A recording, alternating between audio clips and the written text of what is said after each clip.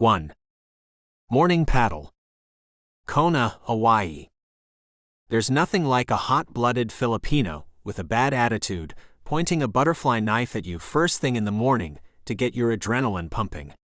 That wasn't Mike Murphy's preferred way to start the day.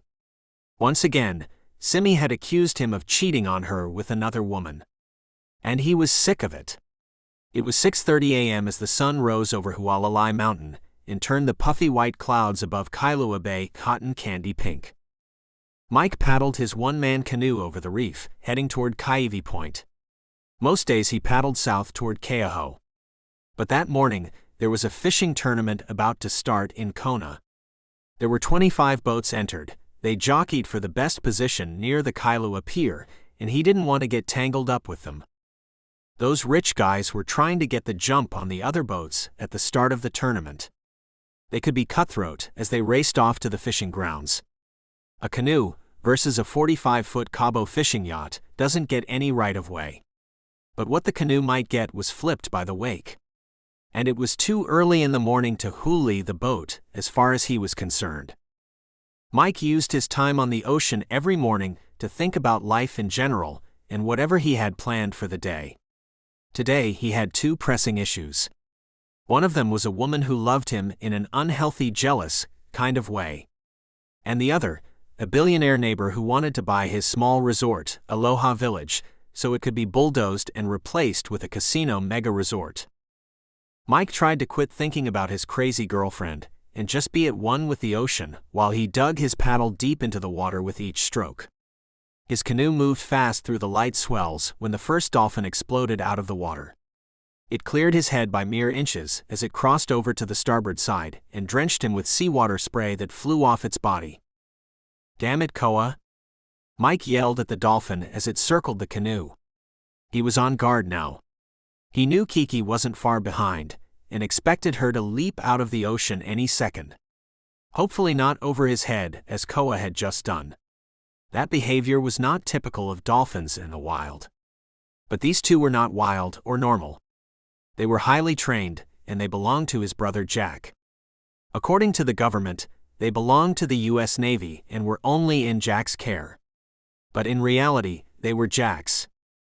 Mike made a mental note he needed to call his brother after he paddled and ask him if he could look into the problem neighbor. Jack had the resources to run a background check, even though he had technically retired 6 months earlier from NCIS in Honolulu. Jack had moved to Kona to start a sport fishing business, but still worked part-time for the government doing contract work. Mike felt there was something rotten about his neighbor, Mr. Lau. It was a nagging feeling that just wouldn't go away. But he knew Jack would find out if there was anything to be worried about. Mr. Lau owned the Ming Resort next door to Mike's property and had made several offers to buy Aloha Village. Most people took no for an answer. Not Lau. The word no didn't seem to be in his vocabulary. Not even after Mike had told him for the third time that he was not interested in selling at any price. And certainly not so Lau could expand the Ming into a casino. As Mike's canoe rounded Kaiwi Point, he decided it was time to paddle back to the pier. He needed to call Jack to see if he was back from Hong Kong yet. After putting the canoe on top of his Tundra, he drove to the old Kona airport to chill at the beach while he called Jack. He parked by the first palm tree near the water and walked to the picnic table on the sand. He sat down on the bench and took a couple of minutes to watch the waves before he made the call. After a few minutes of watching the waves, a thought popped into his head that maybe he should hedge his bet and email his daughter Jessica, since it seemed he could never get her on the phone. The email was short. He only asked her to call him when she had time. The more cops the better, he thought, as he clicked the send button on his phone. Mike dialed Jack and got the answering machine. "Hey Jack, call me when you get in. I need to talk to you." A few seconds later, his phone rang. He glanced at the number on the screen. He hoped it was Jack, but it wasn't. "Aloha, Mike speaking." "How's it, Mike? This is Kimo, returning your call. You left a message yesterday. Are you still interested in the dive boat I have for sale on Craigslist?" "Yeah, is it still available?" "It is. but I got one guy that says he's coming to look at it later this afternoon. But you know how that goes. If you want to check it out, I'll be here all day today. Where's the boat located? Hilo, answered Kimo. Okay, text me your address and I'll leave right now. Shoots brah, I send him. Mike needed to replace the resort's dive boat right away because it had a blown engine. Every day the boat didn't operate cost him income he couldn't afford to lose. Kimo's boat was over 90 miles from Kona. Mike decided it was better to fly his plane to Hilo instead of driving.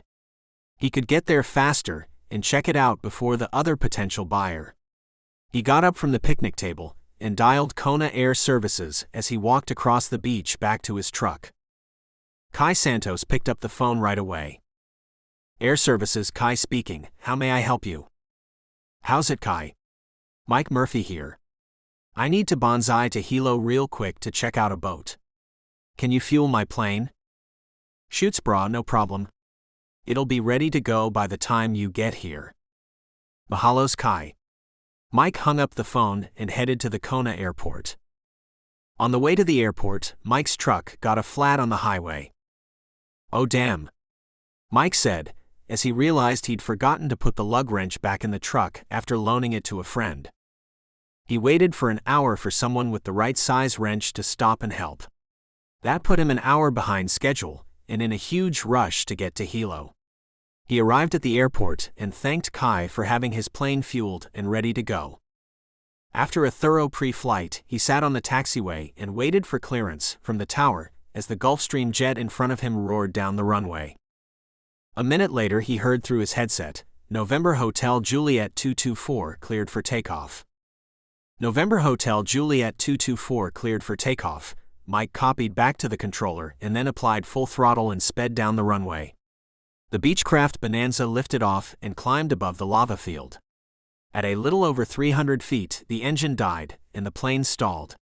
There wasn't enough altitude to recover from the stall, and the small plane plunged straight into the lava rocks below.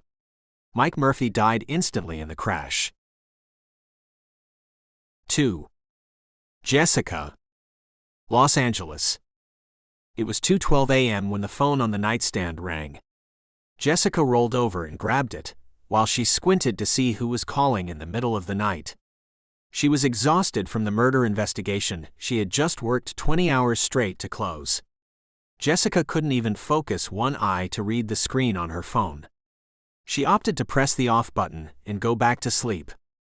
20 minutes later she heard 2 loud knocks like cops banging on the front door. Crap. Go away, she grumbled. She rolled out of bed, grabbed her .45 off the nightstand and stumbled to the front door. After a quick look through the peephole, she opened the door. Sorry to wake you, Lieutenant Kealoha, but the watch commander said it was important that we wake you up and tell you to call your sister in Hawaii.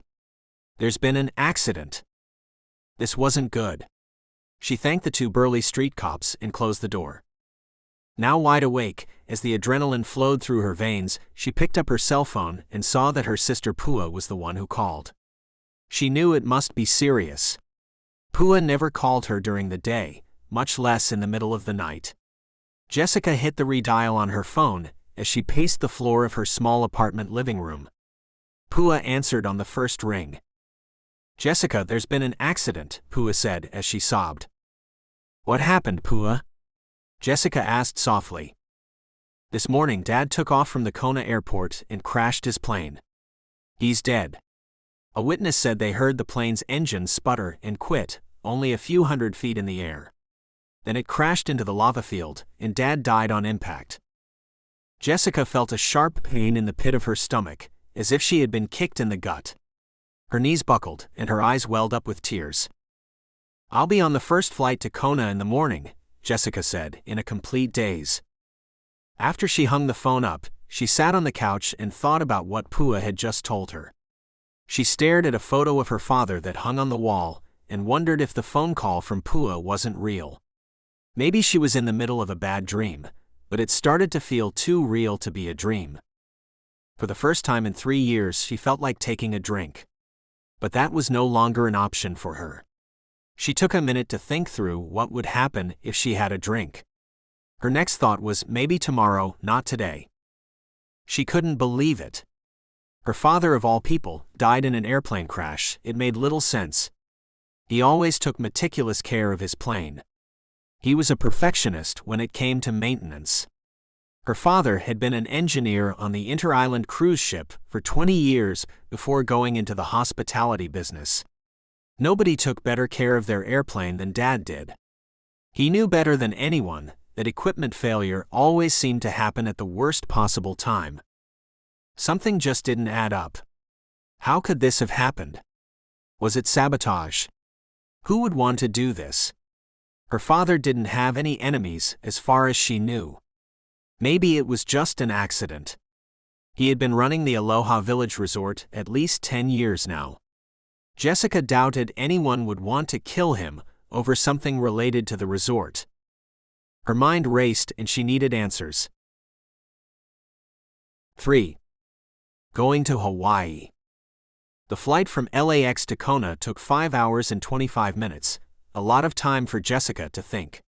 It was too soon to conclude that foul play had caused her father's death, but her gut told her there was something wrong. During most of the flight, she scribbled notes on her tablet about random thoughts and things she would do while back on the island. 5 hours after leaving LA, Jessica looked out the window of the 757 jet and could see the big island in the distance. Her eyes started to well with tears. She always looked forward to coming home to the island, but not this time. 20 minutes later, as the plane rounded the northern tip of the island, the captain announced over the PA that they would land in Kailua Kona in a few minutes. Jessica looked out the window at the turquoise ocean below. Off the west side of the big island of Hawaii, it was as calm as a lake. That was typical of the leeward side of the island. The beauty from the air overwhelmed her, from the snow-covered tops of Mauna Kea and Mauna Loa to the extinct volcanoes of Kohala and Hualalai. She saw a half a dozen fishing charters off the coast, most likely trolling for marlin. They reminded her of all the times she and her father would go fishing together. Just the thought of it caused her eyes to well up with tears again. A minute later, she pushed those emotions back down, just as she always did when she saw a disturbing crime scene involving a child. The other thing she could see was the lava flow where her father had crashed his plane and lost his life. As the big jet was on final approach over the lava flow, she said a prayer for her father.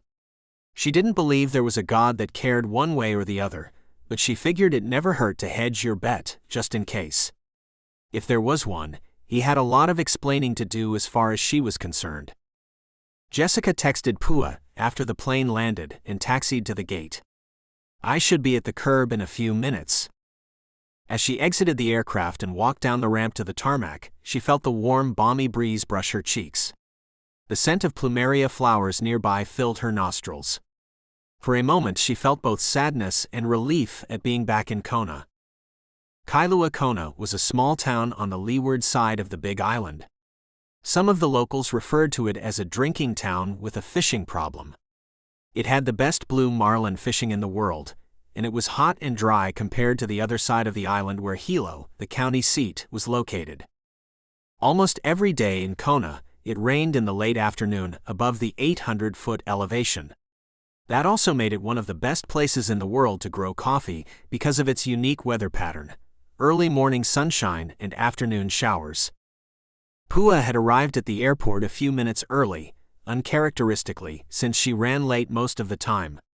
She waited for Jessica, out front at the curb, in her new red Mercedes SUV, as she listened to Bruno Mars and texted her broker about a real estate deal on the verge of blowing up. The other agent involved in the transaction had misrepresented the facts to her buyer. Pua's seller had told them to go screw themselves once he'd figured out the truth, because of something the buyer had said during a chance encounter with the seller. Pua always went first class: Louis Vuitton handbags, Vera Wang dresses, and the most expensive perfumes.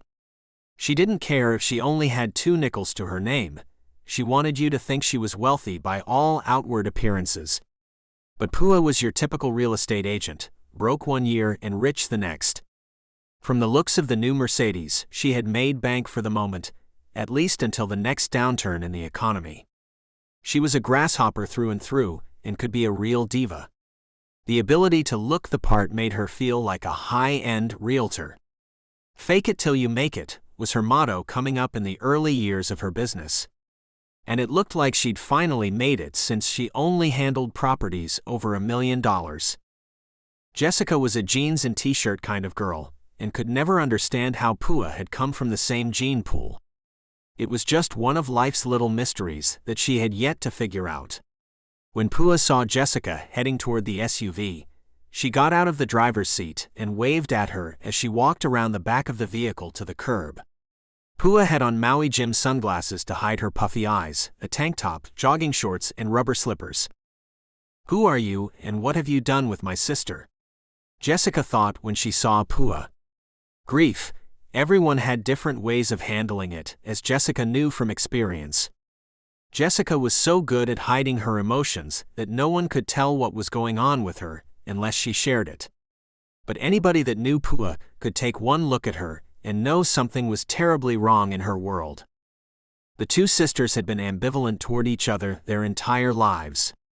After Jessica had stowed her carry-on bag, they hugged behind the Mercedes as if they truly meant it for the very first time ever. "Are you hungry, sis, or do you just want to go to the house?" Pua asked. "I need a shower and some sleep," Jessica answered. "Do you want to stay in my ohana, or do you want to go to Dad's?" "I appreciate your offer. I may take you up on it later. But for now, I want to go to Dad's." The sisters left the airport and headed north on the Queen Kaahumanu Highway to their father's bungalow at Aloha Village Resort. Hawaiian slack key guitar music played softly in the vehicle during the drive. The sisters didn't say a word to each other as they headed toward Aloha Village. After about 10 minutes of silence between the two, Pua looked at Jessica. "You don't think he did it on purpose, do you?" Jessica shook her head. "No. If he was still drinking, then I might consider that a possibility. Plus, I got an email from him before the accident." "What did it say?" "He asked me to call him and that it was urgent." Pua looked at Jessica again. "Urgent?" "He said he had a problem with a neighbor who wouldn't go away, and he wanted to talk about it."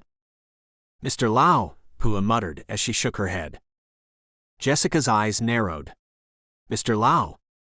The SUV came to a stop as Pua had parked in front of their father's bungalow and turned off the engine. "One day when I was having lunch with Dad, his lawyer called, and Dad mentioned a Mr. Lau in the conversation. He was agitated when he got off the phone. He said the guy wanted to buy Aloha Village and kept making lowball offers. He said hell would freeze over before he would sell it to that guy." Jessica nodded and asked, "Did he ever say anything else about this, Mr. Lau?" Pua shook her head as she opened her door to get out of the vehicle. After Jessica had gotten her suitcase out of the back of the SUV, Pua said, "I'll pick you up later for dinner. I have something else we need to talk about then." Jessica nodded and asked, "You want to come in for a little bit?" Pua's eyes began to well with tears. "I can't go in there yet, and besides, I have a showing I need to be at soon." Pua hurried to get back in her Mercedes before she started to cry. 4. Holly. As Jessica walked up the steps of the lanai that lead to the front door, she could feel her father's presence. Even though he wasn't there, she felt his spirit, and a warm feeling rushed over her as she walked through the front door. She felt the mana to her core. The house was neat, like he always kept it. The decor was typical Hawaiian style, with rattan wicker furniture and a canoe paddle hung on the wall in the living room. The front door had a mako shark carved into it. Since the mana of the shark was important in Hawaiian culture, her dad figured it was a good omen for the place. Mike Murphy was a no-frills kind of guy who loved Hawaii and its culture. But the one thing in his life he'd spared no expense on was his Starburst Blue 69 Roadrunner with a 426 Hemi sitting in the garage. He called it the boat, which stood for Bust Out Another 1,000. He was always installing some expensive new speed part to make it go faster. No doubt Mike Murphy was Kona's fastest grandpa. He was a racer at heart. It didn't matter what it was, cars, canoes, airplanes, he had to have a fast one. The bungalow had 2 bedrooms and a huge bath with an emerald green granite countertop and matching floor-to-ceiling tiles. Early Hawaiian garage sale was okay for the rest of the house, but you would have sworn the bathroom was from the presidential suite down the road at the Hilton. But unlike the Hilton, the bungalow's jalousie windows allowed the cool ocean breeze to circulate throughout the house, with a smell of salt in the air that Jessica could taste. She rolled her suitcase into the guest bedroom closet and fell backward on the bed. Too tired to put her things away, she wanted to take a nap before she saw her younger sister Jasmine. After she had lain there a few minutes, she realized something had been missing in the living room. Even though she was exhausted, her curiosity forced her to get up and go back into the living room. She looked around the room for a few minutes, realized there were no photos of her mother anywhere in sight. Jessica thought it was strange but went back to bed and decided to let it go until after she had some sleep. 5. Jasmine. Jasmine was the youngest of the 3 sisters and her father's right-hand man. He'd always thought of her that way, since boys had not been in the cards for the Murphy Ohana, and Jasmine ran Aloha Village for him when he was away. She had been at the beach all day and filled in for the lifeguard who'd called in sick. The day before, a shark had swum in close to shore and hung out in the small bay for an hour before it swam away. No one had seen it since, but Jasmine had told all the resort's guests to stay out of the water for at least 24 hours. Once satisfied the shark had left the area for good, Jasmine removed the shark signs from the beach. It was almost the last thing she had to do before going to see her older sister, Jessica. But first, she had to inform all the guests that they could go back into the water. Grayson Roderick, a stockbroker and first-time guest visiting from California, thought someone should have killed the shark at the first sighting, so as not to interfere with his snorkeling plan for the day. He'd complained when Jasmine had informed him that wasn't happening. She'd kindly reminded him that the shark was in its natural habitat, and that it was them who had encroached. Mr. Roderick had grumbled something about going to Florida next time, and walked away. Jasmine thought she should have encouraged him to go to Florida next time, but bit her tongue. She was always friendly and professional with the guests, even the ones who should have been allowed to swim with the sharks. Jasmine knocked on the door of her father's bungalow and waited. When Jessica didn't answer, she used her master key to open the door and stepped into the living room. Her father's golden retriever, Comet, waited behind Jasmine until she opened the door. Then he shot around her and headed for the master bedroom, still looking for Mike. Jasmine heard the shower running in the back of the house and yelled out to Jessica to make sure she didn't startle her. "I'm in the shower. I'll be out in a minute," Jessica shouted back. Jasmine was hungry and checked the fridge while she waited for Jessica to get out of the shower. As usual, there wasn't a thing to eat. Her father never kept much food, if any, in the house. He always liked to go down to the resort's restaurant, the Marlin House, to eat and talk story with the guests. Comet came out of the bedroom and looked at Jasmine, perplexed. He didn't understand why Mike wasn't there. Jessica came out a few minutes later with a towel wrapped around her. She hugged Jasmine and kissed her on the cheek. When Comet saw Jessica, he whined and jumped in the air and spun in circles to let her know how much he had missed her. It had been 2 years since the last time Jessica had been home. She reached down and scratched Comet behind the ears just the way he liked it. "How you doing, honey? Here, come sit by me on the couch." Jessica motioned to Jasmine as she headed toward it. Comet thought the invitation included him too, and he jumped up on the couch. Jasmine sat down and turned toward Jessica. "I keep hoping this is a nightmare I'm trapped in and I'll wake up from it. It doesn't seem real though. I never thought about Dad leaving us until he was much older, and certainly not by accident. Maybe shot by a jealous lover or something." She grinned as she wiped the tears that started to flow. Jessica hugged Jasmine as tears streamed down her face too. Jasmine said, "Pua called me after she dropped you off and said she's taking care of all the arrangements for Dad. She'll be back here at 6 p.m. She also said she'd talk to you about something important later at dinner. I'll give you a heads up, I think she's sick. One of my girlfriends I paddle with is a nurse at the Kaiser Clinic in town, and acts weird now whenever she sees me. I sense something is wrong with Pua, and my friend can't say anything because of privacy laws. I'm worried about her. Please ask her what's going on for me, would you? Jessica pulled her arm back from around Jasmine's shoulder and pivoted toward her and said, "Let's not read anything into it. After I talk to her, I'll let you know what's up." Jessica sat back on the couch, and Jasmine curled up next to her, like she had after their mother died when she was very young. As Jessica softly stroked Jasmine's hair, she asked, "Where did the photos of Mom go?" Jessica had her arm around Jasmine's shoulder, and could feel her muscles tense when she asked the question. "Dad's girlfriend, Simi, that's what happened. The woman's a complete nut job if you ask me. She was jealous of Mom's photos and asked Dad to take them down, but he refused.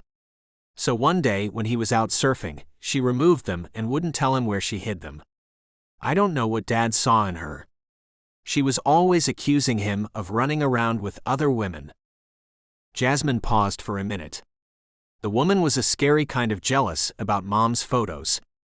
I think Dad was planning to break up with her, but kept prolonging the inevitable drama that would surely follow once he told her goodbye.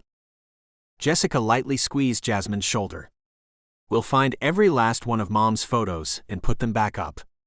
Now, let's get ready to go down to the Marlin house and see what's up with Pua." 6. Marlin House. That night, the three sisters met for dinner at the Marlin house. They were greeted by lit tiki torches at the entrance and a breathtaking view of the ocean before they entered the restaurant. The Marlin house had 8-foot-tall hand-carved tikis on each side of the front door. The foyer was a sizable, round room for dinner patrons waiting for a table. It easily held 20 people and showcased 3 blue marlins mounted high above on the wall outside the dining room. The biggest one was a world record holder and weighed 1,300 pounds. Jasmine and Jessica arrived first and grabbed a table in the back of the restaurant. Jessica didn't like surprises, so she always sat with her back against the wall, and Jasmine didn't care either way. That night Brother Robert was played soft Hawaiian melodies on a 12-string guitar, and his wife Lehua danced hula. It reminded Jessica of the Hawaiian music she had grown up with, and how much she missed it after moving to the mainland years ago. 20 minutes later, Pua showed up late as usual with Kainoa, her 12-year-old son. Born with autism, Kainoa was quite a handful sometimes. Pua didn't drink, but she had every reason to. Most of the time, Kainoa was pretty well behaved out in public, but once in a while he had emotional outbursts characteristic of autism, and people would stare.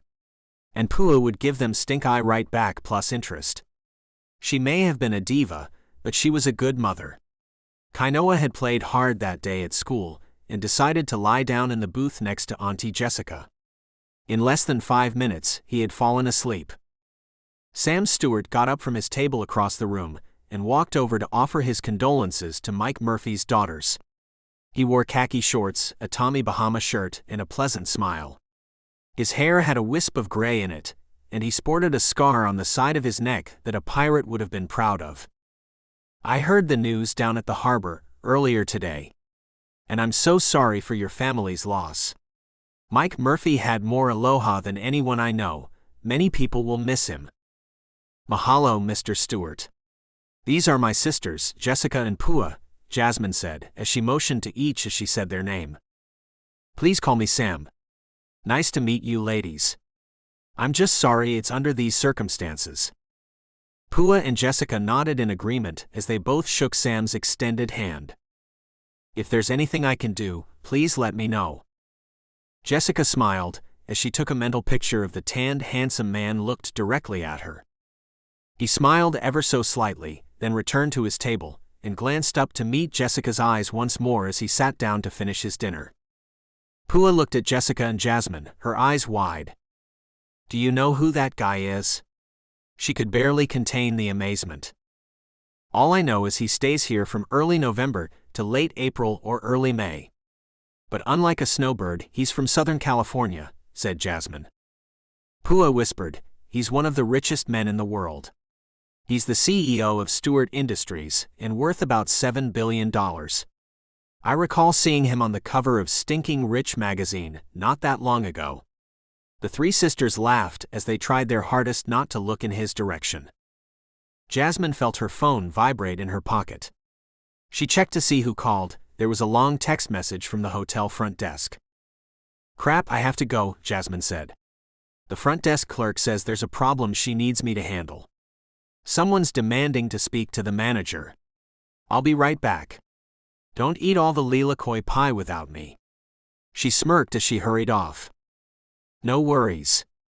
I'm training for Ironman, so I can't have any right now," said Pua. After Jasmine walked away and Jessica was sure she was out of earshot, Jessica turned to Pua. "Okay, cards on the table. Since when are you training for a triathlon, and what's going on with you?" "What do you mean, Jess?" "Jasmine told me earlier that she thought you might be sick, and we're keeping it from her. Are you okay?" "I'm not training. I'm just not eating sugar anymore," Pua said, looking away for a moment. Pua could never beat Jessica at poker. Her older sister knew all her tells, plus she was an expert interrogator. Jessica looked Pua straight in the eye. "You know lying to me is not a winning strategy, right?" Pua stirred her coffee, looking down at the table for a minute before looking back up, her eyes full of tears. "Jasmine is right, I have breast cancer. I found a lump about 6 weeks ago, and just got the test results back 3 days ago." Jessica reached across the table and held Pua's hand and caressed it. The tears welled up in Jessica's eyes now too. The waiter approached the table, but made a U-turn when he saw the two of them crying and hugging each other. "I know you and I haven't been close, but I have a favor to ask, Jess. And it's not an easy one either. I need you to take Kainoa if I die." Jessica nodded, then said, "You know I'm not exactly mother material, right?" "Yeah, I know, but he'll be fine with you. I'm not the mother of the year, and he's survived so far," said Pua. They both laughed, and wiped away their tears with a fresh pile of napkins Michael had quietly brought to the table earlier. "We have one more thing to talk about, Jess. You know how Dad was a great engineer?" Jessica took a deep breath and exhaled. She sensed the bad news wasn't over yet. "Yeah. The other side of the coin is, he was never great at being a businessman. He always felt sorry for people, and he made bad business decisions over the last 5 years. So because he had such a big heart, the bottom line is Aloha Village is almost broke." "Yeah, well, let's sell it," Jessica said. "We can't. I called Dad's attorney to get the ball rolling, and he said there's a problem. But he wouldn't elaborate on the phone. He said if we come to his office tomorrow, he'll explain the situation. I have to meet with a client tomorrow, I can't get out of it. Some rich guy who's only on the island for 1 day, and wants to see a house I've been trying to sell for almost 2 years. I can't blow him off, the potential deal is too important. Besides, if I close this deal, I'll make enough money for you to take care of Kainoa until he's an adult if I die." "Don't worry," Jessica said. "I'll take care of it." She knew Pua always had a flair for the dramatic, but this time the danger was real, so she agreed to see the lawyer herself the next day. 7. Jennings. Jessica sat in the small foyer of the Kona law office alone and waited for her dad's lawyer to return from lunch. The secretary said he should be back any minute. Jessica passed the time by looking at photos of her and her father on her phone, taken on her last trip to Kona. She thought about the conversation they'd had about her moving back to Kona someday, after she retired from the LAPD. She snapped back to the here and now as Mr. Jennings walked through the office door. He was short, fat, and about 200 years old, just like Pua had said. He hobbled into the room and motioned her to follow him into his office and have a seat in the dark leather chair. Between the two of them was a big mahogany desk with a stack of papers, which the old lawyer picked up and shuffled through to find Mike Murphy's will. "Are Pua and Jasmine coming?" Mr. Jennings asked. "No, Pua's too busy with some big real estate deal, and Jasmine has to run the resort, so it's just going to be me and you today. Jessica, your father left you, Pua, and Jasmine the Aloha Village Resort. He didn't leave much cash to go along with it. He had all his money tied up in the infrastructure of the property, and it's on the verge of bankruptcy. The good news is, your father controlled the master lease on the land underneath the resort. Selling it won't be a problem when the time comes, if you want. But there's a catch. If you and your sisters want to sell the resort, you'll have to renew the master lease first. That's the only way you'll get any money out of it. Mr. Lau, the owner of the Ming Resort next door, has made 3 lowball offers to buy the village. He knew your father was nearly bankrupt. And he also knew the landowner trust wouldn't renew the master lease of the property if your father didn't bring the resort's buildings up to code. Your father wouldn't sell to Mr. Lau at any price because he knew he would ruin the village. Your father viewed the island as sacred and fought to preserve it. Mr. Jennings, I have one question. Why didn't my father renew the lease now? He didn't have enough money to make the infrastructure improvements the landowner required before they would renew. Your father could have borrowed the money, but he didn't want to be owing anything to anybody. Instead, he was doing the improvements piecemeal, as he had the money. He could be so stubborn sometimes, Mr. Jennings said. Jessica smiled. You're singing to the choir, Mr. Jennings. My father's middle name should have been Stubborn. In the last few years, he had become a fierce adversary of mainland developers who came to the island and tried to turn it into Waikiki. Your father's guests at the village loved him. Real estate developers hated him with a passion because he turned up at every county council meeting and fought them every step of the way. He wasn't going to let them pour concrete over paradise without a fight. I'm sure there's a long list of real estate developers that are glad your father is no longer around to fight them, Mr. Jennings said. Why does this Mr. Lau want to buy the property so bad? Jessica asked. For one reason, it's beach. The Ming's beach is full of lava rocks. If the Ming can take over your father's property, they can use the Aloha Village beach and bulldoze the rest of the place. And there is one more thing. The old lawyer leaned back in his chair. Something you should know about Mr. Lau. He's a Chinese billionaire from Macau, and he's been buying property all over Hawaii the last couple of years. I suspect he would like to turn the Ming and Aloha Village into a casino if gambling ever gets legalized here. He owns half the casinos in Macau and is looking to expand his gambling empire to Hawaii, from the news articles I've read.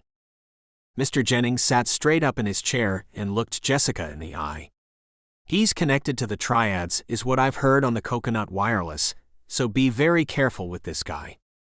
Jessica left the law office on a mission. Investigating Mr. Lau would be her new job, while she waited for the NTSB report to come back with the cause of the crash. Mr. Lau had a motive, a means, and a good reason to want her father dead. If Jessica knew one thing for sure, there were people in this world that would kill for any reason to get what they want. And Mr. Lau had millions of them. If it turned out Mike Murphy's plane crash had been the result of sabotage instead of an accident, he would be the prime suspect. It was time to call Uncle Jack to see what he knew about this Mr. Lau. 8. Marlin fishing. After Jessica left Mr. Jennings' office, she drove out to the harbor to see if Uncle Jack was on his boat, the small fishing yacht he'd lived on since he'd retired. He didn't answer his cell phone, as usual. Jessica knew he had gone to Hong Kong earlier in the month, but she thought he should be back by now. Uncle Jack had the connections to find out information she couldn't about Mr. Lau. Even though Jessica hadn't talked to Uncle Jack yet, she knew without asking that he'd be deep into the investigation of his brother's death by now. Uncle Jack, suspicious by nature, came from the Ronald Reagan School of Trust but Verify. Uncle Jack had retired from the Naval Investigation Service unit at Pearl Harbor. His life now pretty much consisted of going fishing and keeping an eye on Kiki and Koa, 2 dolphins trained by the Navy for special ops. The dolphins had come from a pod off the Kona coast of the Big Island of Hawaii before the Navy had trained them for special ops. After closing down its dolphin program in Hawaii, the Navy had returned them to the area and released them back into the wild. Since Jack Murphy had a top-secret security clearance, the Navy had asked him to keep an eye on them, which consisted of monitoring their location via the GPS tracking devices the Navy had implanted in them. Little did the Navy know, Jack used Kiki and Koa to help him catch fish. When word got out, it kept Jack's charter business as busy as he wanted. Jessica pulled up to the slip of the Hui Ho, Uncle Jack's 35-foot Cabo. It surprised her to find Uncle Jack and Sam Stewart sitting in the cockpit, drinking beer. What was going on here? But Kona was a small town. It wouldn't be unusual if they were friends or something. Maybe they'd gone fishing. Uncle Jack wasn't the only one in the family that was suspicious by nature. That was a trait that made them both such good investigators.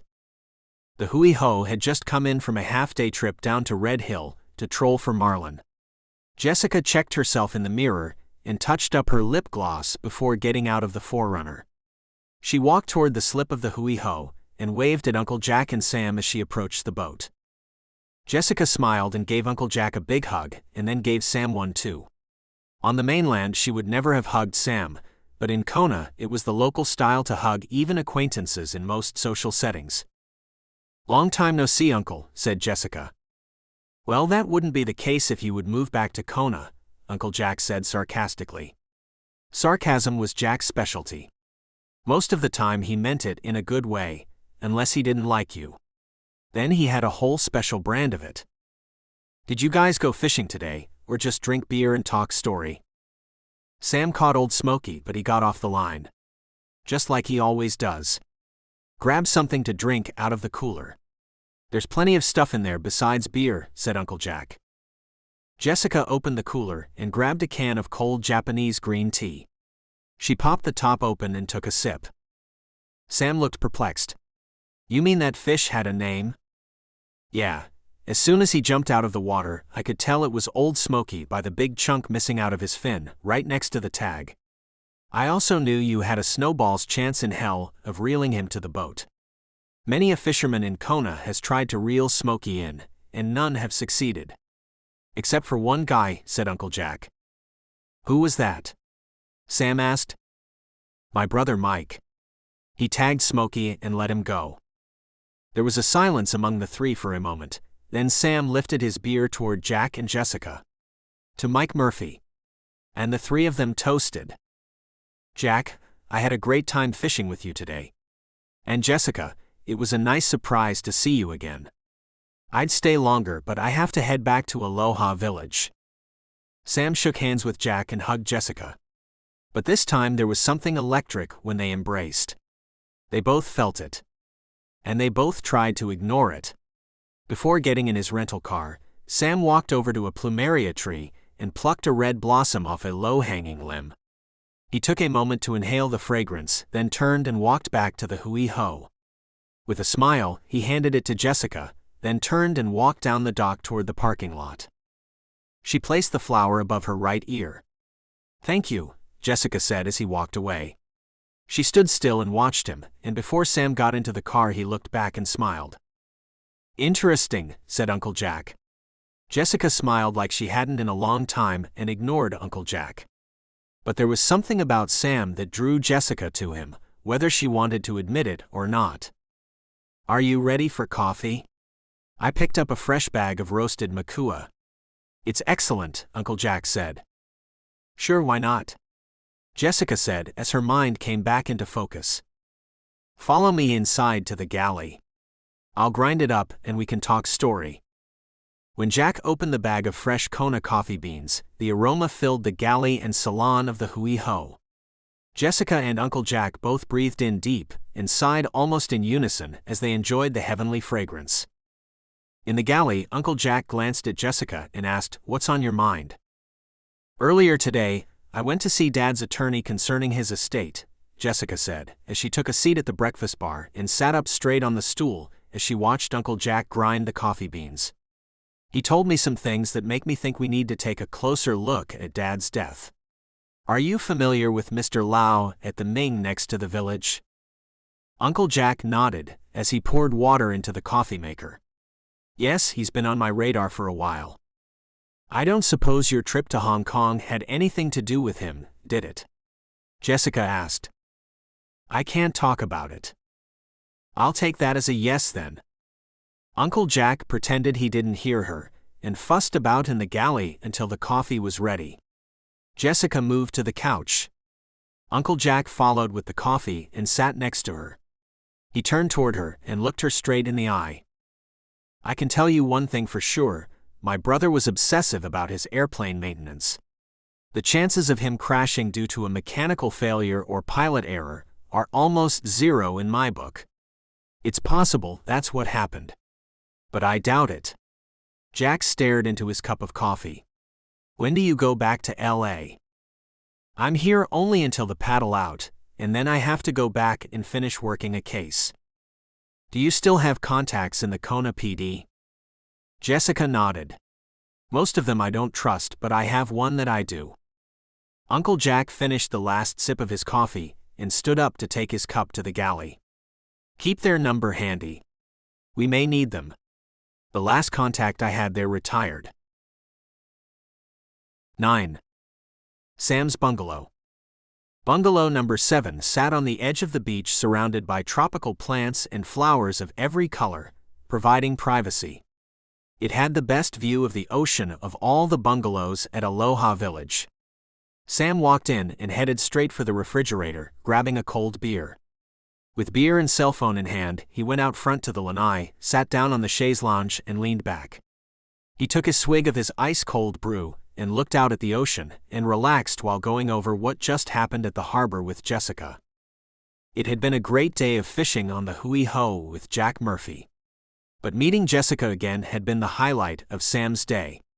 He loved her exotic look, half Japanese on her mother's side and half everything else on her father's, otherwise known as Hapa Hawaiian. She was one of the most beautiful women Sam had ever seen. At first, he'd thought he should put his feelings aside and wait for a more opportune time to pursue a relationship. But then he realized life was short and there was no time to waste. Sam barely knew Jack Murphy, they'd only met once before because of Mike. Mike had talked about his brother working for the Navy as an investigator. But that was all Sam knew, other than Jack had retired, moved to Kona and started a charter business.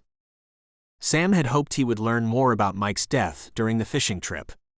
But Jack always played his cards close to the vest and didn't give up anything, so Sam wasn't too surprised. It had been worth a try, not to mention he had almost caught a grander. The story about Mike Murphy's airplane crashing on takeoff was all over the news. They all said it was an accident. But almost everyone who knew Mike suspected it wasn't. Even though Mike was in the hospitality business, he had made a lot of enemies over the years fighting developers from the mainland. Sam added his name to the list of non-believers and wanted to help the family in any way he could to find the truth. Sam picked up his cell phone from the table and dialed his assistant in California. She answered on the first ring. "Hi Melissa, it's Sam. I'm coming back next week like I planned. But I'm not staying long." "Oh? Is there anything you would like me to take care of before you arrive, sir?" "Yes, put the house in Newport Beach on the market. It's time. I'll be coming to pick up the things I want from the house, and Mr. Jangles. If it were just the stuff, I'd ship it, but I'm not shipping the cat," Sam said. "Anything else?" Melissa asked. "Yes, donate all of Jamie's things." "Are you sure?" she questioned. "I'm sure," Sam said without hesitation. He'd never liked the Newport house much, but it had been Jamie's favorite, and he hadn't been ready to let it go until now. Sam had just been going through the motions these last few years. He stayed busy with the day-to-day operations of his global empire. It had been 5 years since Jamie's death, and Sam had been alone all that time. He'd had no interest in other women until he'd met Jessica. The next morning, Sam lay in bed and listened to the sound of the ocean and the chorus of exotic Hawaiian birdsong outside his bungalow. He propped his head up with 2 pillows and looked out at the ocean. The sea breeze flowed into the bedroom, past the open sliding glass door, and flooded the space with the scent of gardenia. After the 9 minutes of meditation he always did first thing in the morning, he thought about his plans for the day. First he'd take a morning swim in the ocean, and then he'd eat breakfast at the Marlin House. When Sam walked in the front door of the restaurant, he headed toward his usual table in the corner. It surprised him to see Jessica already sitting there, sipping tea. Sam walked right up and sat down as if they had planned to meet. Jessica had her head buried in the newspaper, engulfed in a story about the Hawaii reefs dying from the effects of global warming, and didn't even notice Sam had sat down. When she looked up, their brown eyes met, and Jessica peered into Sam's for a moment as if two long-lost souls had reconnected. Jessica said nothing. Sam smiled and said, "Good morning. I'll move to another table in a moment. I sit here every morning, but it's obvious you got here first. Unless you're willing to share?" Jessica smiled back and then continued reading the paper. "I'll take that as a yes," Sam said as he picked up a menu. He didn't need to read it. He had it memorized and ordered the same thing for breakfast every morning. But he figured he'd hide his face in it until he could think of what his next move would be. That morning, Loana was the server and walked up to their table. "Good morning, Mr. Stewart. Mahi-mahi and eggs as usual," she said. "That would be great, Loana." Loana disappeared back to the kitchen to put in Sam's request. "Good thing you studied the menu," Jessica said as she folded the paper and set it down on the table. Her brown eyes looked straight at Sam and she asked, "You knew my father well?" "I did. We were good friends. We both liked boats and muscle cars. Your father and I would sit down at the Castaway Bar and talk story for hours about who had the faster car or canoe. And this whole thing just makes little sense." Jessica nodded in agreement. "I'd like to help you find out the truth of what happened to your father in any way I can. While I'm not an investigator like you are, I do have something to contribute," Sam said. Jessica's eyebrows rose a little. She wondered how he knew she was an investigator. She doubted Uncle Jack would have told him. Maybe Jasmine. Sam noticed Jessica's surprise and added, "Your father mentioned it a few times. That's how I knew." "Sam, I appreciate your offer, but I work best alone." Sam wasn't used to people telling him no.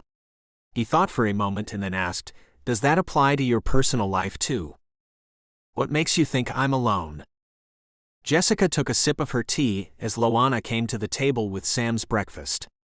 Sam sliced into his fish, and just before taking a bite he said, "No wedding ring. And I asked one of my spies here at the resort." Sam smiled as he chewed his fish. The coconut wireless was one thing they didn't have when she was in LA. There were no secrets in Kona. Everyone knew everyone, and they all seemed to know each other's business. She didn't miss that part of living in a seaside village one bit.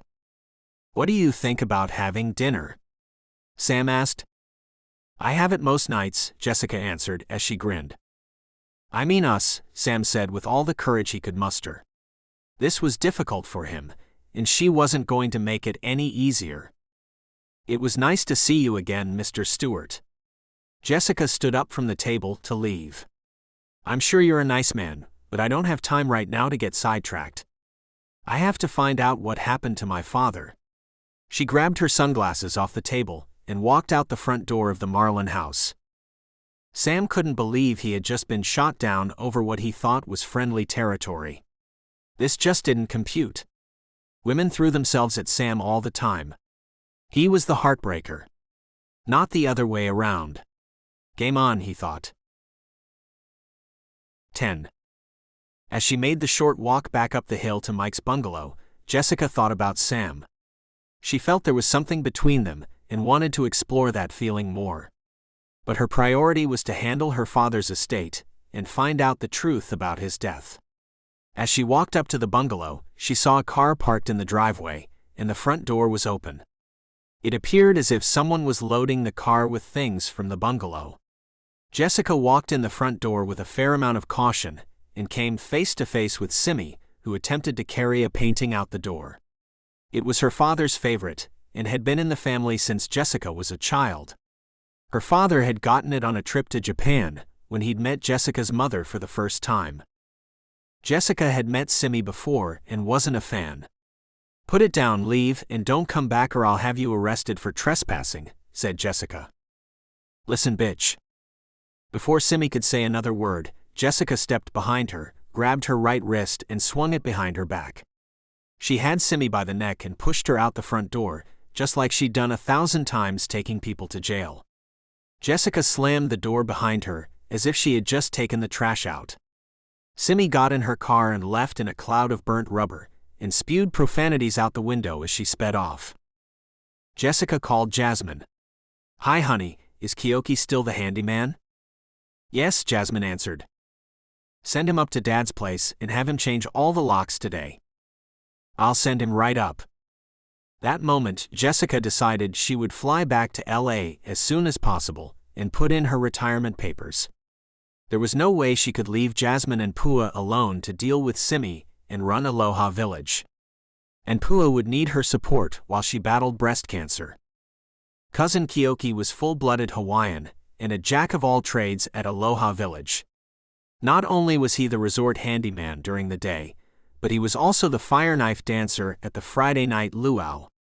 It was a good thing that he was handy, since he'd almost burned down the stage during the show one time, causing quite a commotion. He had flung the torch too high and it had landed on the stage's thatch roof. It had taken him 2 days, with a lot of teasing, to repair the damage. After turning the stage roof into a tiki torch, his co-workers nicknamed him the Torch. 5 minutes later, Jessica heard a knock at the front door. She opened it and smiled as she gave Kyoki a big hug. "Good to see you again, cuz," she said. "You too, auntie," Kyoki said, and smiled back. "Jasmine said you need me to change the locks. Should I be on the lookout for anyone suspicious?" "If you see Simi, call the cops, then me," said Jessica.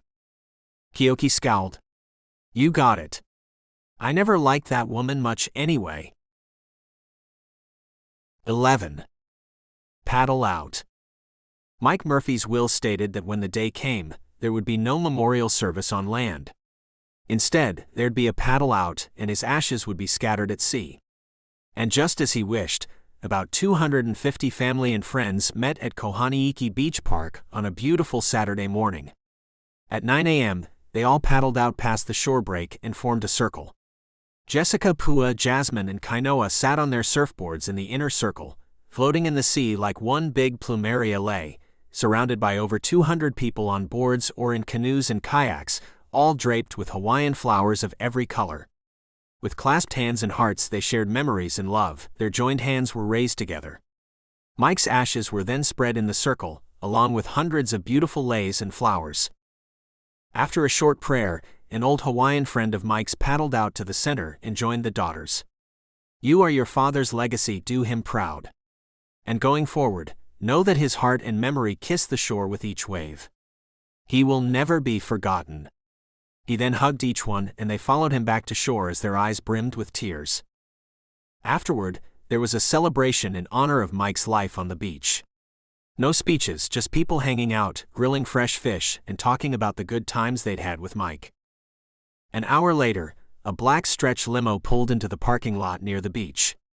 2 men got out of the car and walked down to the main tent on the beach to sign the guest book and pay their respects to the family.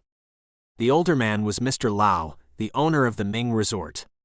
He was in his late 60s, dressed in a $5,000 suit, and wore a poker-faced smile. It was obvious he hadn't gotten the memo this was a casual affair, or he didn't care. Mike Murphy's family sat in the main tent and talked story with all the folks who had come to sign the guest book and pay their respects.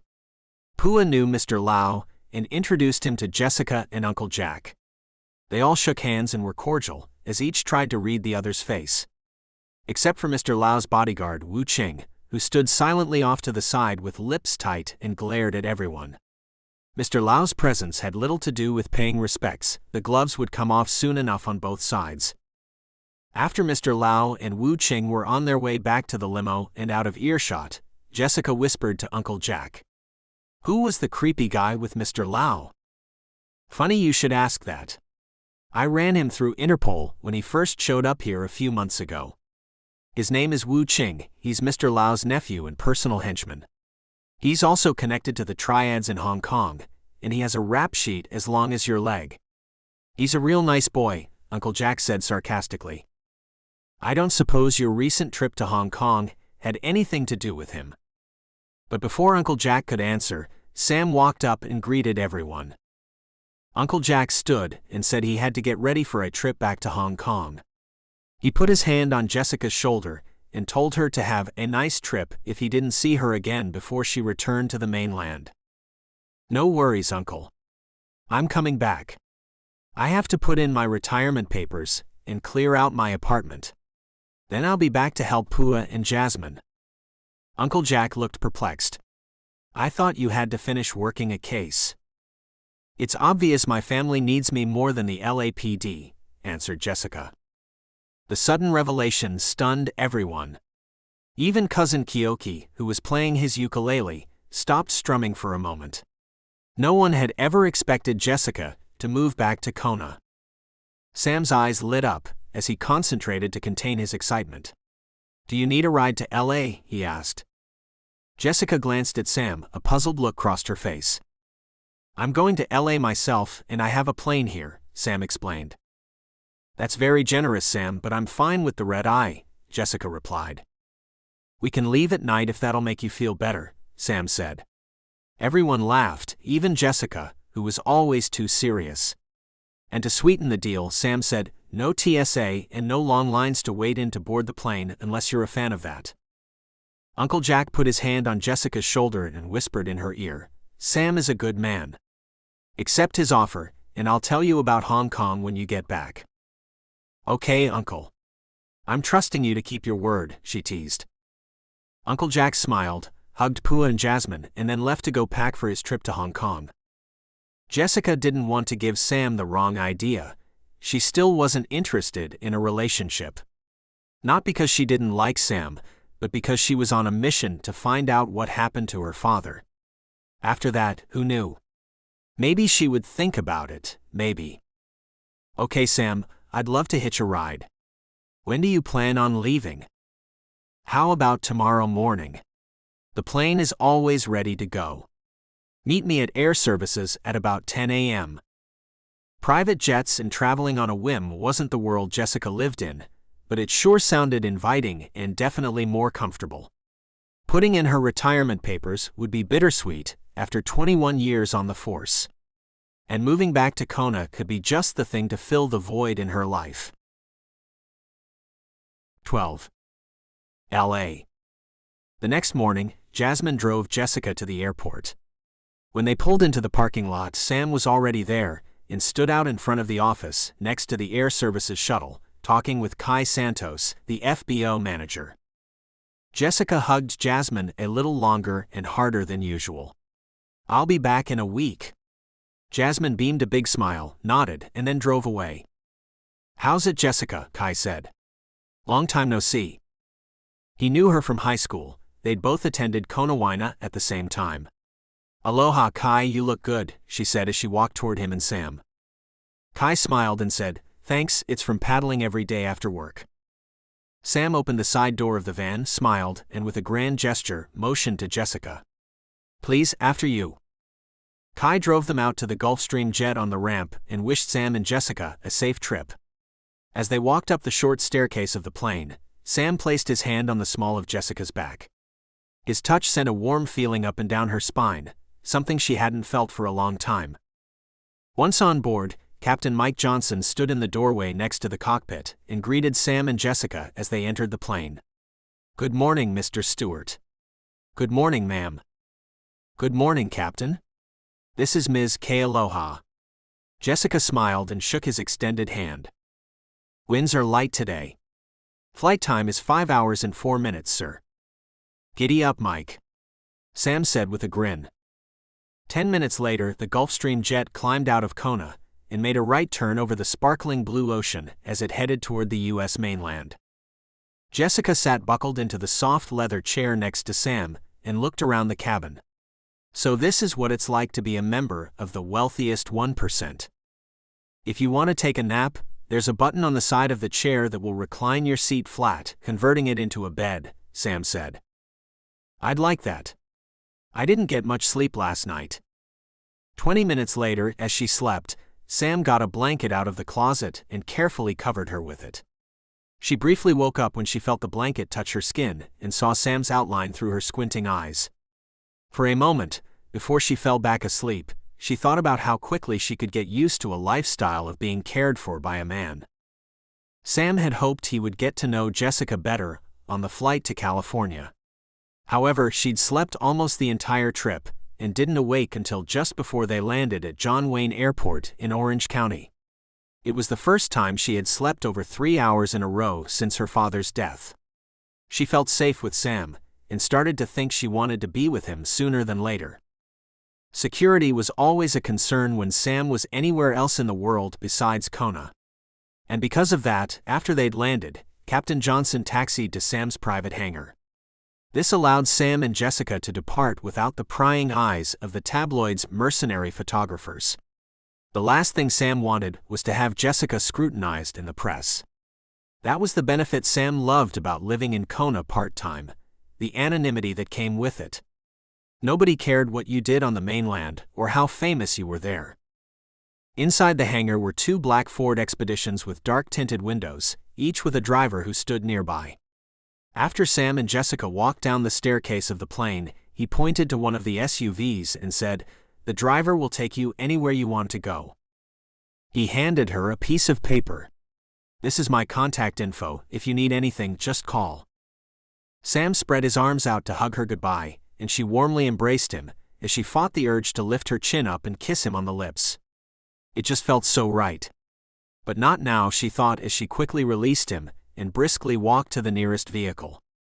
As instructed, the driver took Jessica to her apartment in Anaheim. It was just a few miles from Disneyland. She didn't care much for Anaheim, but she liked going to Disneyland at least once a month. It was, after all, the happiest place on earth, at least according to the marketing. But it was a nice contrast to the ugliness she witnessed daily, investigating murders. She enjoyed watching the families interact, the children's excitement, and the laughter. 13. A week later. Before making up her mind to go to LAX, Jessica again fought the urge, this time to call Sam and hitch a ride back to the Big Island on his plane. She needed to focus on her father's suspicious death and not battle her hormones all the way back to Kona, as Sam sat next to her. He had become more desirable each time she saw him, but she didn't have time for distractions. At least that was what the business side of her brain told her. It was in contrast to what her emotions whispered in her ear, "Go for it." It had been a busy week for her. She had put in her papers, said her goodbyes, and packed up her apartment. There was nothing left to do except go back to Kona, and the logic overruled her heart's desire for Sam for the time being, and she caught the afternoon United flight out of LAX. The funny thing about Kona was that it was such a small town, it wasn't unusual to see people you knew on the plane. Although Jessica had been away for many years, she'd been born and raised in Kona and still knew a lot of people there. While she waited in the lounge to board the plane, she recognized Sonny Palio. Their eyes met at the same time, and it was obvious by the look on his face he recognized her too. Annoyed with herself for not looking away sooner, she now felt obligated to talk with him when he beelined over to strike up a conversation. He was an old boyfriend, and as they chatted, it became evident why their relationship hadn't gone past 3 weeks in high school. Their short conversation went something like, "Now that you know what I think about me, what do you think about me?" he said with a grin. What had she been thinking back then? Hormones were the only rational explanation. After they had boarded the plane, she sat about 16 rows away and tried not to look in his direction for the entire flight. He stopped by her seat to chat once more while he was on the way to the bathroom and said they should get together in Kona. Did that mean for coffee, or did he think he'd just asked her out on date? Men were funny, you never knew what was going through their brains. Most of the time, it had something to do with their penis doing the thinking. She smiled. The other thought she had was that she now regretted she had not called Sam for a ride back to Kona. That was one thing she'd miss about the big city, the anonymity that came with it.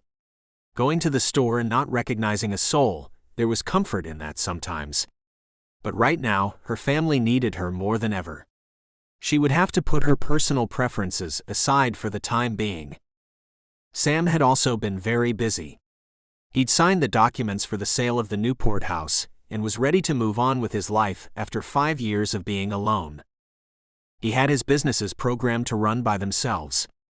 He liked setting them up, but he didn't care to run them on a day-to-day basis. He would always find a key employee to take over. And when possible, he would pick one who came from the humblest of backgrounds because he just liked helping people succeed. The next venture he had in mind was an inter-island ferry system in Hawaii. Sam had always lived near the ocean and felt a connection to it.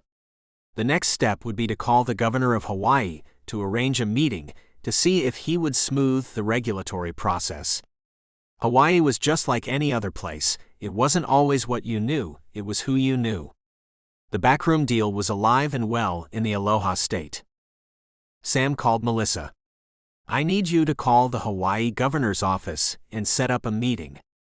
"What should I tell him it's about?" asked Melissa. "I want to start an inter-island ferry. And I would prefer not to spend 5 years in court with the conservationists before getting started." "I'll take care of it and let you know when I have a date for the meeting," Melissa said. Sam had one more phone call to make. "Hey Mike, it's Sam. Meet me at the airport tomorrow morning at 10. It's time to go back to Kona. 10 a.m. tomorrow." "Roger that," Captain Mike said. It bummed Sam out that he hadn't heard from Jessica during the week they were on the mainland. But he was patient. He knew they would be together in due time. All he needed to do was convince her of that. 14. Return to Kona. As soon as Jessica landed in Kona, she turned her phone on and it pinged with a dozen text messages. One of them was from Uncle Jack. "We have to talk." Rather cryptic, she thought. 6 hours earlier, before she boarded the plane, she had called Pua and asked if she could pick her up at the airport. Pua had agreed and said she'd be parked in front of the airport. When Jessica reached the curb, she found Jasmine waiting for her instead. "Where's Pua?" Jessica asked as she put her suitcase in the trunk of Jasmine's Kona cruiser, a yellow '85 Toyota Tercel. "She's sick. She asked me to come get you," said Jasmine. Jessica's momentary annoyance evaporated and was replaced by guilt. Jessica asked Jasmine to drive straight to the harbor first so she could see Uncle Jack. When they arrived at the slip, the Hui Ho wasn't there. He must still be out on a charter, Jessica thought. As they got ready to leave, she saw the Hui Ho come around the point. Uncle Jack and another man that Jessica didn't recognize were the only ones on board. Jessica asked Jasmine to wait in the car and said she'd be back in a few minutes. Jasmine was content with that, since she'd be able to resume texting with a guy she'd met online the day before and planned to meet for a drink later. "Hey Uncle, I got your text," Jessica said as she walked up to the boat. "Where's Sam?" he asked with a curious look on his face as he secured the lines from the dock. "California? I don't know.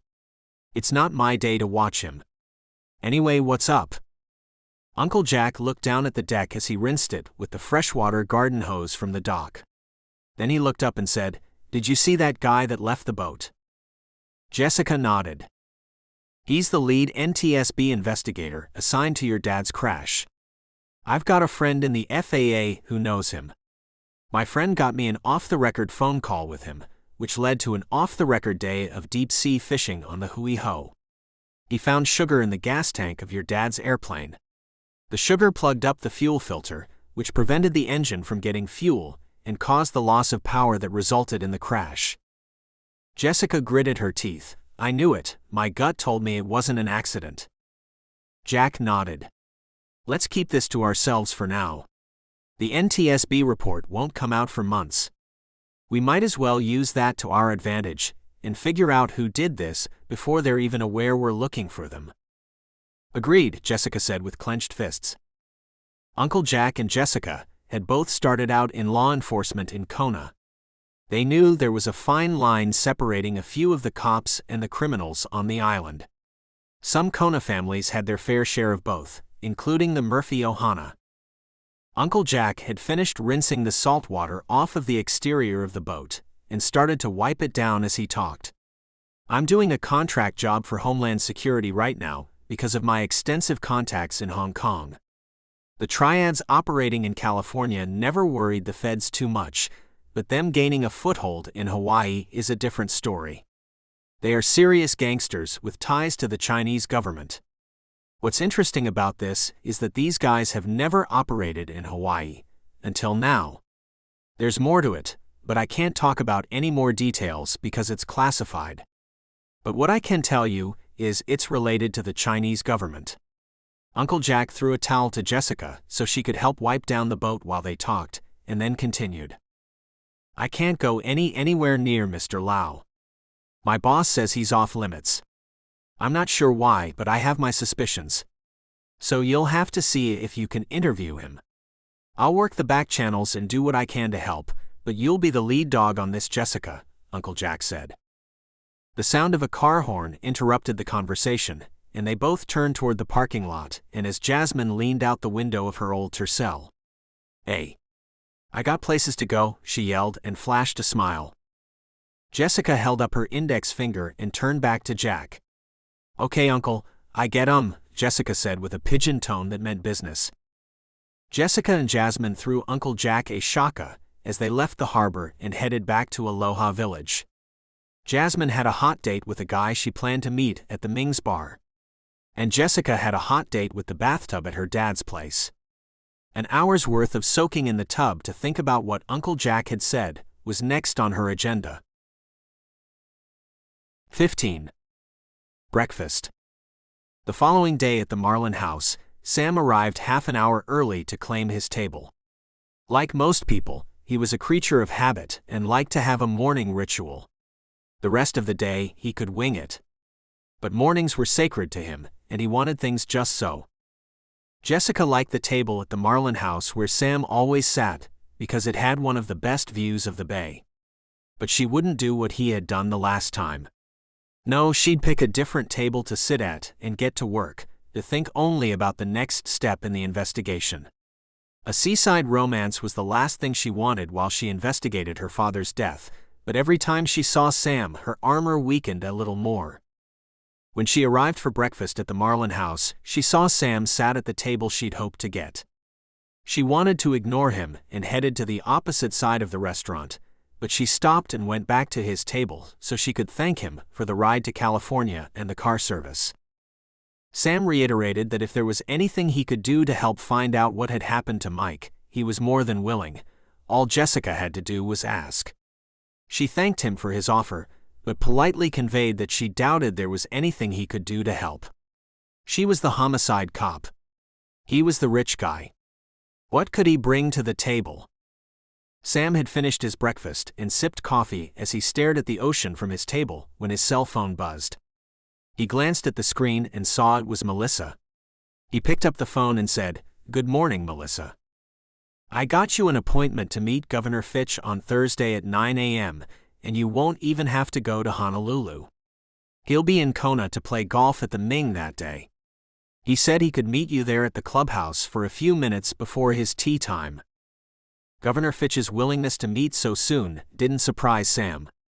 Hawaii was the "you scratch my back, I'll scratch yours" state.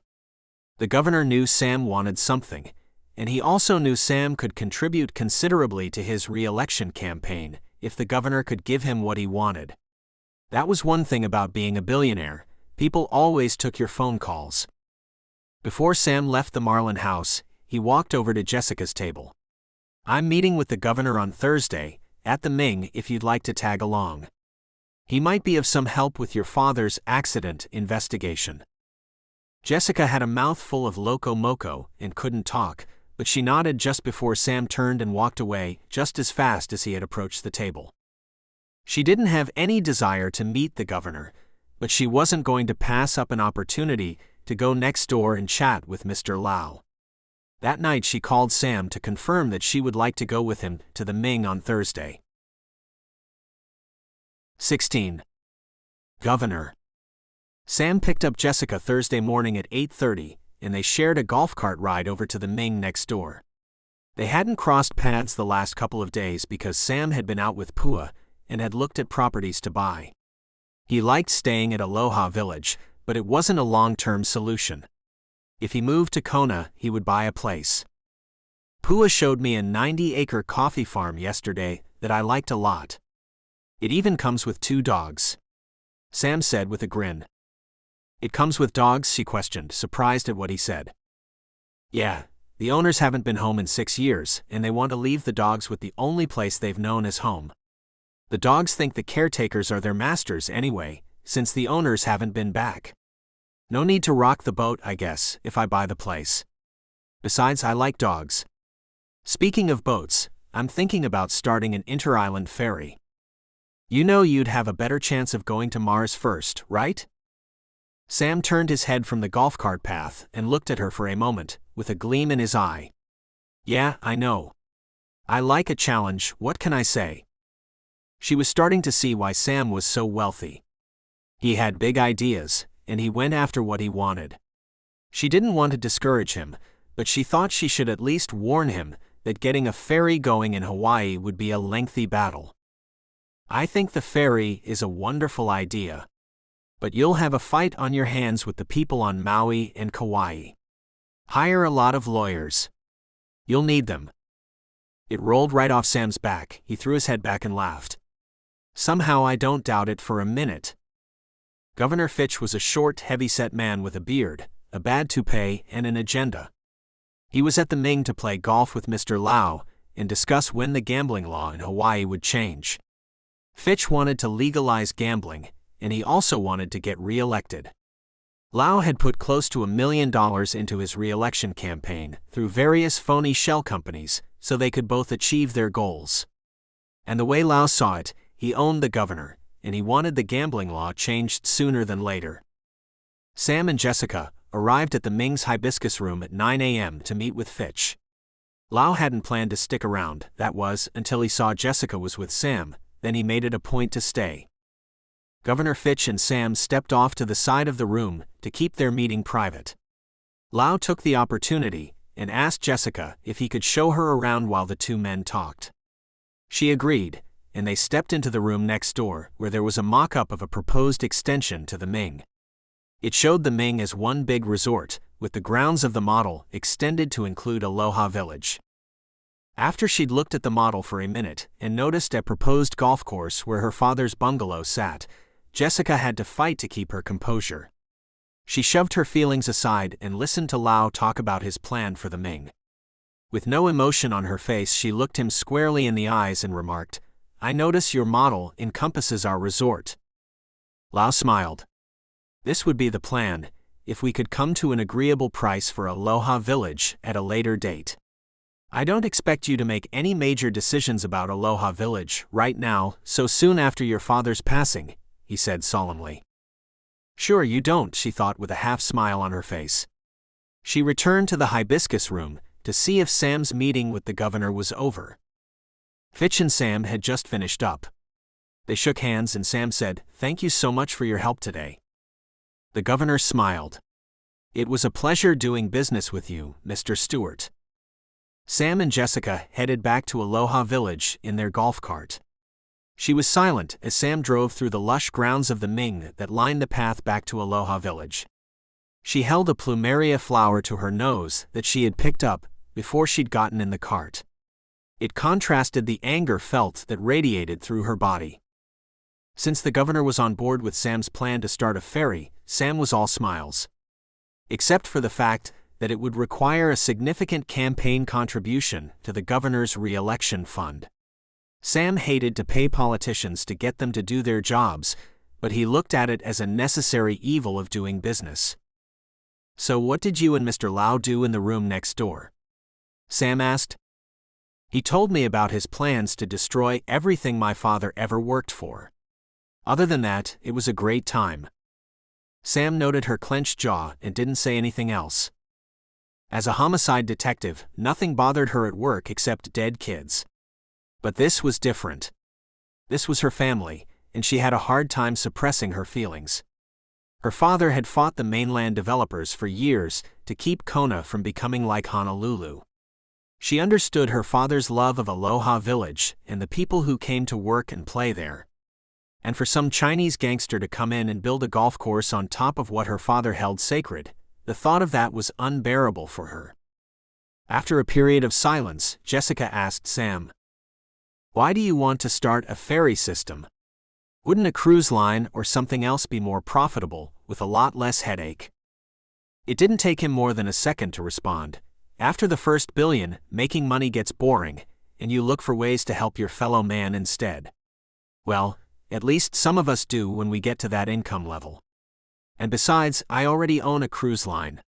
He grinned and looked at Jessica. Until now, Jessica didn't care for rich men. All the perks that came with them were nice, but there was a lot of baggage that went along with that.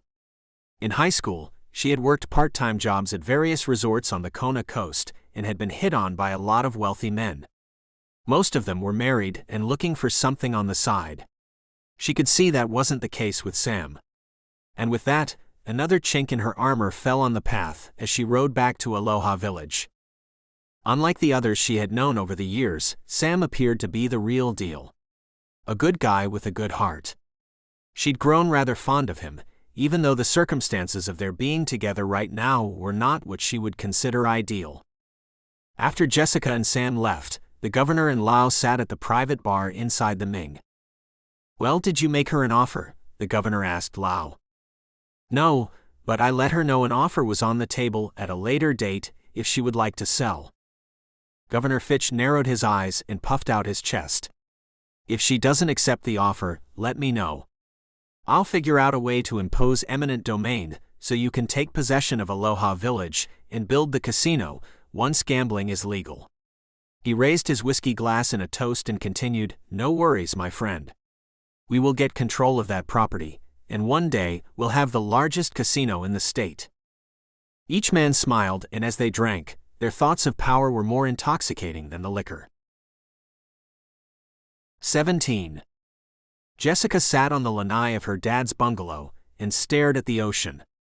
Comet's head lay on her lap as she rubbed his ears and listened to the surf crash on the beach. Her mind had aimlessly wandered when the phone inside the house rang and jolted her out of the trance. She couldn't believe her dad still had a landline. She gently nudged Comet off her lap. She went into the kitchen and grabbed the phone off the counter. She glanced at the caller ID and saw it was Pua. She felt a twinge of guilt in her gut. She had paid no attention to her sister since she had gotten back to Kona. "Hey sis. How are you feeling these days?" Jessica asked quietly. "Like I've been beat with a stick. I suspect in 100 years from now, people will look back at how we treated cancer patients and think how barbaric it was. I'm so sorry, honey. I know I haven't been there for you. That changes today," Jessica said, and slapped herself on the forehead. "No worries. I know you've been busy trying to figure out what happened to Dad." Jessica appreciated that her sister understood, but felt guilty just the same. "I thought I'd give you a heads up. Uncle Jin's coming over to visit. He heard you were back and called to say he wants to talk to you." "But didn't elaborate," Pua said. Jessica went from guilty to annoyed and tapped her fingers on the counter. "I see he still has eyes in Kona," she mused. "I don't want him on the property. Hell, I don't even want to be out in public with him. Tell him we'll meet at your place, if that's okay with you." "Sure, you guys can meet here. He likes coming here anyway. He's been a good uncle to Kainoa the last few years. I hope you two can set aside your differences." Jessica frowned but held her tongue and decided to change the subject. "Do you have plans today? Can we hang out?" "Who are you, and what have you done with my sister?" she teased. They both laughed. "I have plans to show your new boyfriend Sam some property today." "He's not my boyfriend," Jessica answered in a flat tone. "Okay, if you say so. But I've seen how you look at him." Pua seemed to take pleasure in teasing Jessica. Pua continued, "You're welcome to tag along. I'm sure he won't mind.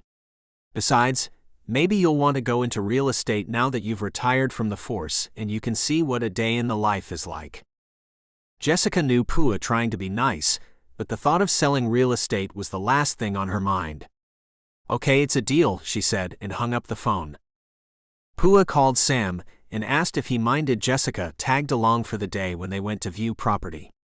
He was almost giddy with excitement at the chance to spend the day with her. He had 2 properties he wanted to look at. One was up Mauka, it was a coffee farm at a higher elevation, and the other was oceanfront at Kealoha Bay. He liked them both but decided he would let Jessica pick which one he bought, though he wouldn't let her know she had the deciding vote. If their relationship progressed to the next level, she would eventually live there someday. 18. House hunting. Mike Murphy's bungalow sat on a hill, which overlooked the entire Aloha Village Resort and the ocean. As Jessica sat on the lanai, she could see Sam as he walked up the long driveway toward the bungalow. "Aloha, Sam," she said as he neared the lanai. "Aloha, good morning."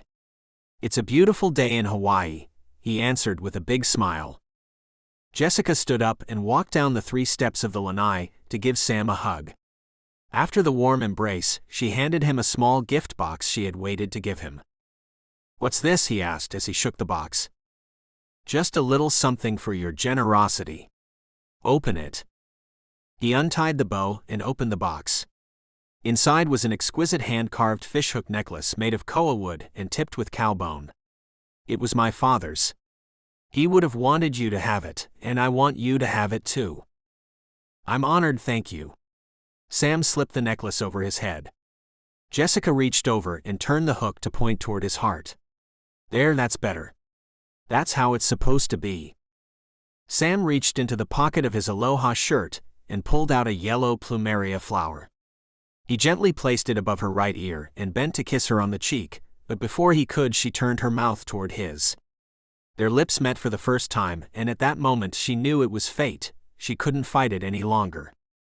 Momentarily surprised, Sam placed his hands on each side of Jessica's face, cradling her cheeks as he looked deeply into her eyes.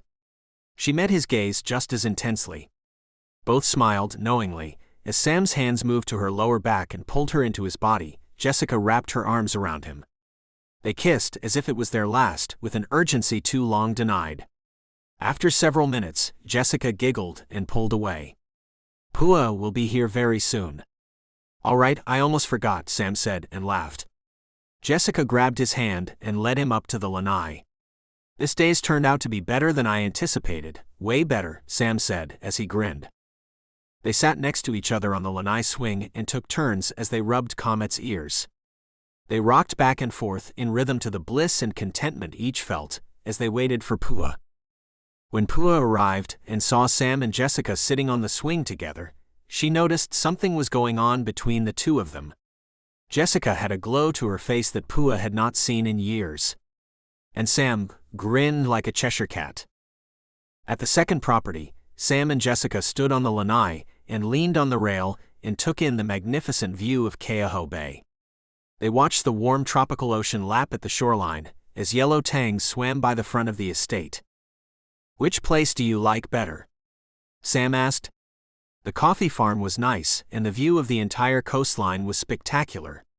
But the view here is also spectacular, and you can be in the water in seconds, just like at Aloha Village. Jessica's face lit up as she pointed toward a low-flying pueo over the bay. "There's your answer. The owl is sacred in Hawaiian culture. It's an omen." It was clear to Sam she liked the place on the water better. He decided at that moment that he would make an offer. Now if he could just get over his fear of sharks, he might consider swimming in the bay. Pua interrupted their private moment. "What do you think, Sam?" "Make a full-price offer." "Okay, but there's something you need to know that just came to light. When I was in the house on the phone a minute ago, I was talking to the seller's agent, and she told me that there'd been an offer made about 10 minutes ago." Sam didn't bat an eye. "Call her back and tell her whatever the offer from the other side is, we'll top it by $100,000. Pua frowned. "I'm told the seller accepted the offer." Sam didn't like being told he couldn't have something. "Tell the seller's agent that I'll pay the buyer $100,000 to walk away, and I'll give the seller $100,000 more than the offer they accepted." "I'll make the offer," Pua said as she turned and smiled, knowing it was a done deal. 19. Uncle Jin Tanaka was the boss of the Yakuza in Hawaii. He was a major reason Jessica had moved to the mainland 21 years ago to continue her career in law enforcement. It would have been impossible for her to remain on the job in Kona because of her sense of duty. The police suspected Uncle Jin was responsible for a majority of the organized crime in the Hawaiian Islands. She knew a lot of cops who looked the other way when it came to the Yakuza and family, but she would not be one of them. She didn't like the thought of being under constant scrutiny, with half of her family being Japanese gang members, or the prospect of having to arrest one of them someday. It was quite the family tree. On her father's side, federal agents and cops, and on her mother's side, Japanese gangsters. It always made for interesting conversation at the Thanksgiving dinner table. Both federal and state law enforcement agencies suspected Tanaka of having ordered half a dozen murders in Hawaii over a 30-year period. But many people thought of him as a humanitarian, as he supported various local charities and causes. He was a pillar of the community on both Oahu and the Big Island because of his contributions over the years, according to local civic leaders, at least the ones he hadn't tried to extort money from. Half the people who knew him thought he was a saint, and the other half suspected he was the devil himself. The FBI had tried for years to get enough evidence against Tanaka to go to trial, but they could never infiltrate the Yakuza. And since the murders were of some of Oahu's most unsavory characters, the cops had done the minimum amount of investigation and called it a day so they could move on to more pressing issues like seatbelt enforcement. Pua picked up Uncle Jin at the airport just as she had every other Saturday for the last 2 years and brought him to her house where Jessica waited. Kainoa loved his uncle and looked forward to his frequent visits, especially since his father had long since abandoned him. Uncle would take Kainoa to the beach, where they would play in the surf for hours and then get shave ice. Kainoa was excited, as always, to see Uncle Jin, and ran up and gave him an enormous hug when he walked in the door with Pua. "Go beach, Uncle?" he asked with a huge smile on his face. "Soon. I have to talk to your Auntie Jessica first." Kainoa's smile melted as Pua grabbed his hand and led him back to his bedroom. She didn't know what Uncle wanted to talk with Jessica about, and she didn't want to know. Jessica sat at the kitchen table, sipped coffee, and watched him. She didn't say a word. Uncle Jin filled a cup of his own and sat down across from her. They stared at each other for a moment before she asked, "So what do you want to talk about?" He smiled. "That's what I love about you, kid. You get right to the point. So I'll do the same. You have a problem." "Yeah, I know. You for a relative," Jessica snapped back. Uncle Jin ignored her comment. "The governor and the Triads are planning to take control of Aloha Village." "How?" Jessica asked. "My source tells me Governor Fitch is looking to take the resort by eminent domain if you refuse Lau's next offer." Jessica took a sip of her coffee and studied Jin's eyes as she swallowed the hot liquid before asking, "Why are you telling me this, and why do you care?" "Because the Triads are trying to take over Hawaii, and we can't let that happen." "We? Like it or not, we must work together to fight the Triads and the governor. I've heard rumblings that the Chinese government is behind them and may have plans for Hawaii." Jessica pulled a piece of gum out of her purse and bit down on it. "Me work with you, the Yakuza? Remember the last time that happened? You went to prison. And do I need to remind you that my father's side of the family puts your side of the family in jail for a career?" Uncle Jin smiled. "I know that. I also know you held back in court. Or else I'd still be in prison. Let's just say grandfather kept you from getting a life sentence. And if there ever is a next time, you're getting the max if it depends on my testimony." Uncle Jin studied his niece's face for a moment and then nodded and continued, "If the Triads and the governor get their way, Kona, as we know it, will cease to exist. There only needs to be one Waikiki in Hawaii, and the Big Island will eventually look like Honolulu if they get their plans approved." Uncle Jin took the last sip of his coffee, got up from the table, and walked over to the sink to rinse the cup. "As much as I'd like to save Hawaii from the Triads and its governor, I don't have time. I'm more interested in finding out who killed my father." Uncle Jin ignored Jessica's sarcasm and looked out the window over the kitchen sink at the ocean as he spoke. I'm almost sure Lau gave the order to sabotage your father's airplane. How do you know? Do you have any evidence? Jessica's posture straightened. One of my people works at the airport and saw Wu Qing come out of your father's hangar the night before he crashed his plane. Jessica said nothing. She sat there and stared at her uncle and wondered how much of what he said was true. What was really in it for him? There was no love lost between him and her father. She doubted he cared one way or the other about her father's death, or her for that matter.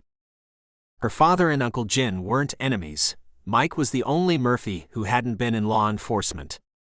But just the same, they weren't friends either. It was Uncle Jack that Jin hated. He was the one responsible for sending Jin to prison. Unlike Jessica, Uncle Jack had done his best to lock up Uncle Jin for as long as possible. Now that Uncle Jack was living in Kona, Uncle Jin kept a low profile when he came to the Big Island and saved all his nefarious activities for Oahu. He only came to Kona to act as a big brother for Kainoa and check on a couple of businesses he owned in town that were fronts to launder money. The thing about Uncle Jin was that he had respect for the old Hawaii that Mike Murphy had fought hard to protect from mainland developers and people like Lau. He also was no fan of Governor Fitch, who he had been paying off for years to leave the Yakuza alone on Oahu. If he could get Lau put away for Mike Murphy's murder, that would be one less competitor in the crime world of Hawaii. And if he could get Jessica to do all the work, that would be even better. Okay Pua, we're done, Jessica called out. Pua and Kainoa returned to the kitchen just as Uncle Jin and Jessica were walking toward the front door. Which beach are you guys going to? Pua asked Uncle Jin. The main, he answered. Their beach sucks. Why are you going there? Jessica interjected, he's going over there to mark his territory. Pua shook her head. I should have known. Uncle Jin said nothing, but grinned as he grabbed Kainoa's hand to leave. Hey Uncle, have him home by 6, okay? Pua said. Uncle Jin waved his hand as he got into his car. Did you two have a good talk? Pua asked. Not so much good as very interesting. Jessica replied, as she watched the car until it turned at the corner down the street. After Uncle Jin and Kainoa had left, Pua came back inside the house and joined Jessica at the dining room table. We should go diving tomorrow morning. The surf is flat and visibility should be good. Jessica nodded and said, that sounds like a good idea if you feel like you're up for it. Right now I'm between chemo sessions and I feel pretty good, so let's do it. And besides, my doctor said whenever I can spend time in the ocean, swimming is good exercise. Hopefully we'll see dolphins. 20. Puako. It was 6:30 a.m. when Jessica arrived at Pua's house. She was still half asleep and Pua was buzzing with excitement. We'll stop at the dive shop and pick up 2 tanks, then head up to Puako if that sounds good to you. Jessica nodded as Pua handed her a cup of coffee before they climbed into Pua's truck. Red and pink sun rays filled the sky over Mount Hualalai as the sun rose behind the mountain. It was a gorgeous morning. Hawaiian slack-key guitar music filled the cab of the Toyota Tacoma as they cruised into town to pick up their scuba tanks. After a brief stop in town, the sisters cruised north on the Queen K Highway, as the locals like to call it, to one of their favorite dive spots in Puako. After about 20 miles, Jessica asked Pua, what happened to all the coral graffiti on the lava flows? Some group of self-appointed do-gooders with a lot of time on their hands deemed it an eyesore and removed it. Now people just use spray paint to write on the lava. I don't know why people can't just live and let live. Look, it's so clear you can see Maui, Jessica said, as she pointed at Mount Haleakala in the distance. Yeah, the volcano has mellowed out the last couple of years, and we have a lot more clear days now, Pua replied. After a pleasant drive along the Kona coast, they arrived at Wailea Bay in Puako. They got out of the truck, stood on the sandy beach, and wiggled their toes in the sand as they watched the 2-foot-tall waves roll for a while before they put on their wetsuits and scuba gear. They did a quick safety check of their gear and discussed their dive plan before they snorkeled out to the drop-down spot. That day, the surface of the ocean was flat, it looked more like a lake. The underwater visibility was excellent at 80+ feet. After they had dropped down 30 feet below the ocean's surface and swam along the reef, Jessica felt her body relax for the first time in a long while. Zero gravity is a beautiful thing, she thought. It felt so good to get back in the ocean again. As she swam along, she noticed the reef looked healthy, with lots of tropical fish and a sea turtle here and there. A few feet away, Pua played with an octopus she had found that tried to blend in next to a coral head. She handed it to Jessica so she could feel its soft, velvety skin. About that time, a dolphin swam up from out of the deep and went right up to Jessica. The poor creature had multiple fishing lines wrapped around it that cut into its fluke and needed help to remove the tangled mess. Jessica and Pua both worked at a quick pace to untangle and cut free the fishing line that tortured the poor creature. It was unbelievable how patient the dolphin was. It rolled over right in front of them so they could cut away the line wrapped around it. After they freed the dolphin, it gave them both what appeared to be a smile and swam off into the abyss, gone just as fast as it had appeared. Pua and Jessica stared at each other for a minute in total disbelief. It was a moment they knew they would never forget, and they savored every minute as they swam along the reef and thought about what had just happened. Jessica looked at her air pressure gauge and signaled Pua she was low on air. She pointed up toward the surface, and Pua signaled back okay. As soon as the sisters broke the surface, it became obvious they were in big trouble. While they had been down below, a freak storm had blown in. The ocean surface had gone from calm to large swells in less than an hour. 6 to 8 foot waves pounding the shoreline. Getting back to the beach would be dangerous. Jessica pulled the regulator out of her mouth and yelled at Pua over the sound of the wind. "I don't know about you, Pua, but getting pounded into the reef wasn't in my game plan today." Pua had surfed on the Women's Pro Tour in her late teens and early 20s, and could make it through the big surf. But Jessica always stayed on the beach when the surf was over 8 feet. This surf was far bigger than any she had ever body surfed, and to swim through it with dive gear on was the last thing she wanted to do. Pua dropped her weight belt and took off her BCD. Then she unstrapped the scuba tank and let it drop to the bottom before she put the BCD back on to use as a life jacket. "You have to drop your tank," she yelled at Jessica. Geez, Jessica thought, we're really going to do this. She followed Pua's instructions and dropped her gear in 40 feet of water and watched it sink to the bottom. "No turning back now, Jess. Let's go." The good news was that at least they had fins on. The bad news was an even bigger set of waves rolled in, 12 to 15 feet in height. "Let's try to body surf in," Pua yelled. Jessica nodded in agreement as the next gigantic wave rolled in. They both put their heads down and swam as fast as they could to catch the wave. Pua was a much stronger swimmer than Jessica, and caught the wave and rode it all the way to the beach.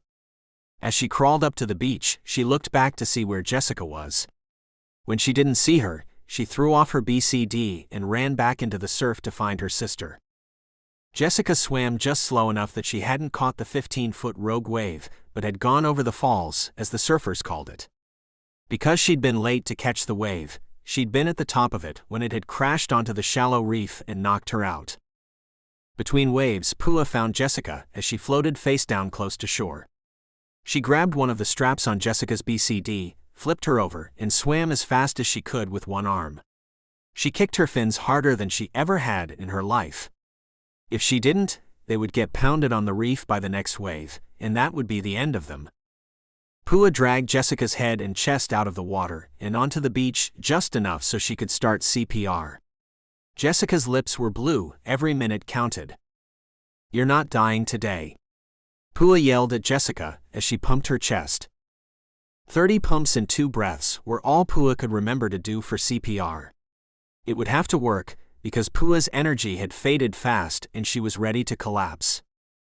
About 250 yards down the beach, a nurse, who was visiting the island and taking photos, saw what was going on. She ran up to help and took over the CPR. "It's okay, honey. I called 911 as soon as I saw what was going on," the nurse said. Sam had planned on meeting Pua and Jessica after their dive so they could all go to Cafe Pesto for lunch. When they weren't at the boat ramp at the agreed-upon time, he scouted around the area to look for them. 15 minutes later, he found Pua's Tacoma parked on a side road near the beach, so he stopped to see if they were nearby. Sam rounded the corner from the road to the beach and saw Pua with the nurse huddled over Jessica's body in the sand, about 100 feet away. He knew it wasn't good and broke into a run toward them. What happened? Where are the paramedics? How can I help? Sam fired the questions at Pua. Call 911 and find out where the hell the paramedics are, the nurse barked as she pumped Jessica's chest. Sam pulled out his phone and made the call. The operator said the paramedics were on the way, but some kind of equipment issue had slowed them down. What about the fire department helicopter? Sam asked. It's out of service for repairs, the operator answered. Annoyed did not begin to describe the look on Sam's face. Sam called Uncle Jack.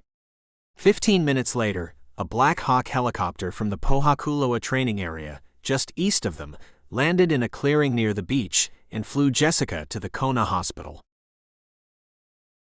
21. 6 hours later, Sam, Pua, Uncle Jack and Jasmine sat in the hospital waiting area. Nobody said a word until Dr. Kiyoshi came into the room. They all jumped to their feet, sounding like a group of reporters as they fired off one question after the other. How is she? Is she going to be okay? Dr. Kiyoshi smiled. She'll be fine.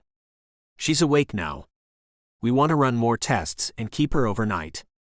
You guys should go home and come back in the morning to pick her up. Everyone shook Dr. Kiyoshi's hand and broke down into tears and hugs. Even Uncle Jack showed signs of a tear or two. Pua had to get home because of Kainoa. Jasmine had to get back to running the resort. Uncle Jack had to go explain why he'd used a marijuana eradication helicopter to save a civilian. And Sam had resolved to stay in the waiting room until Jessica was ready to go home. The next morning, a nurse came in and woke Sam, who had slept the night in a chair. Are you waiting for Jessica Kealoha? Sam nodded as he sat up and rubbed his eyes. We'll bring her out in a few minutes, and you can take her home. Sam stood, stretched, yawned, and waited until Jessica came through the double doors in a wheelchair. Jessica had hoped it was Sam waiting for her, and she couldn't have been happier to see his smiling face. Although he looked like he had been through the ringer after sleeping in the waiting room all night. He had a 5 o'clock shadow, bloodshot eyes, and disheveled hair. Not his typical put-together look. Jessica loved all of it. Sam wanted to hug Jessica, but she put her hand up to stop him.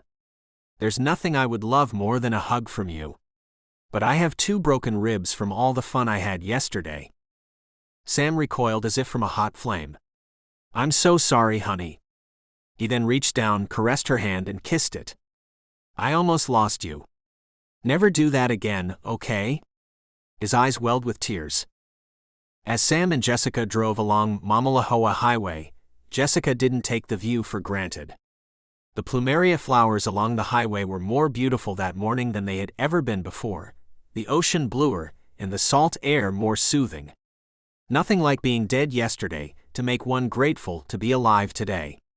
And for Sam, having almost lost Jessica made him even more determined to enjoy every minute with her from that day forward.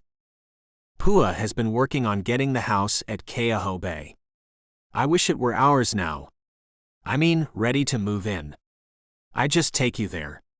Jessica looked at Sam for a second with admiration, and then looked back toward the road as they drove through Kainaliu toward Kailua town. Jessica reached over and rested her hand on Sam's thigh. If you don't mind, I'd like to stop at the old airport. Sure. Jessica sighed. It was nice to be taken care of for once.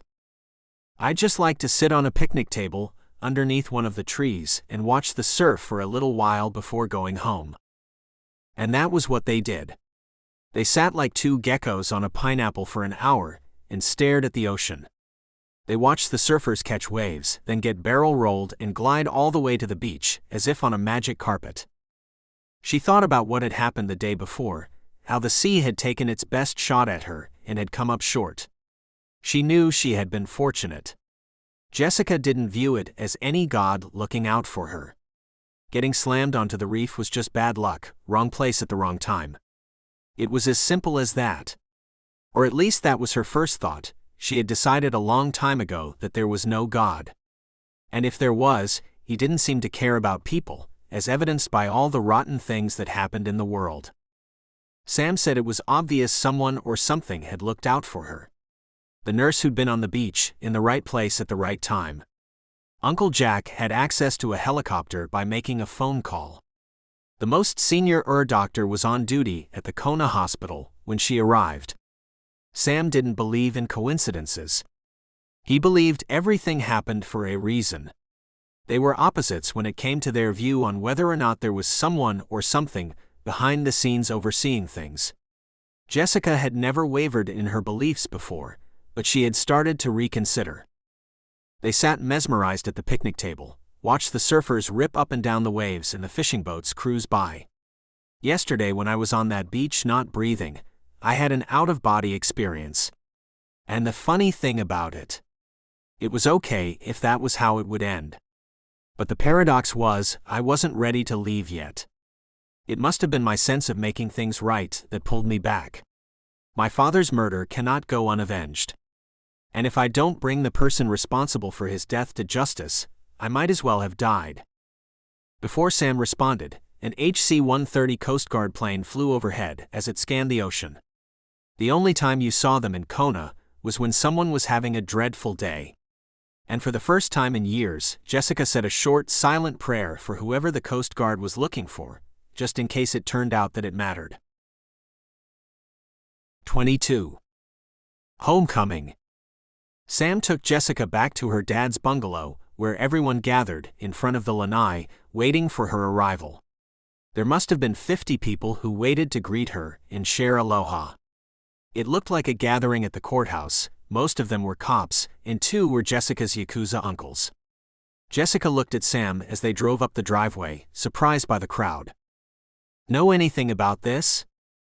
Sam shook his head no and grinned. Only in Hawaii was what came to mind when Jessica recognized all the people she knew. They were from both sides of the legal fence, those who enforced the law and those who broke it. Sam parked the truck and announced to the crowd, "No hugs, she has 2 broken ribs." He opened her door and slowly helped her out of the truck and up the steps of the lanai to an empty chair. For the next hour, Jessica's family and friends showered her with love and leis to let her know how glad they were that she was still with them and hadn't been taken by the sea. After everyone left, including Sam, Jessica went inside. There was a message on the answering machine from Mr. Jennings's law office. It said that Mr. Lau had made another offer to buy Aloha Village, this time for full retail value, in spite of all the work the property still needed to have done. Jessica called Mr. Jennings back and told him Lau couldn't buy Aloha Village at any price. She didn't care how much money he offered. Just like her father, she would never sell it to him. Especially now that she knew Wu Qing had been spotted at the airport, exiting the hangar Mike kept his plane in, and was suspected of causing her father's death. 23. Stage 4. Jessica called Pua the next morning to set a lunch date for later that day at Kona Inn. It was Kona's oldest watering hole, and a favorite of Jessica's since she was a little girl. The old fans that hung from the ceiling and the koa wood canoe over the bar were remnants of days gone by in Kona.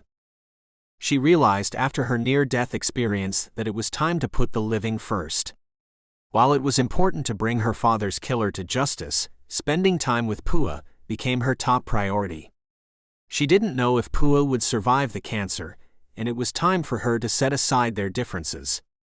When she and Pua arrived at Kona Inn later that day, the song "Over the Rainbow" by Brother Is played throughout the restaurant at a low volume, and Jessica felt a sense of well-being she only experienced when she was in Hawaii.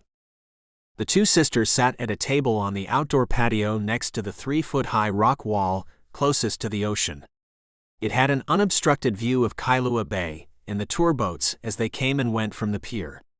A few minutes later, a middle-aged waitress approached their table. She had a friendly smile and a beautiful plumeria flower above her left ear. Aloha. Would you ladies like something to drink? I'll have iced tea, Jessica said. I'll have the same, Pua answered.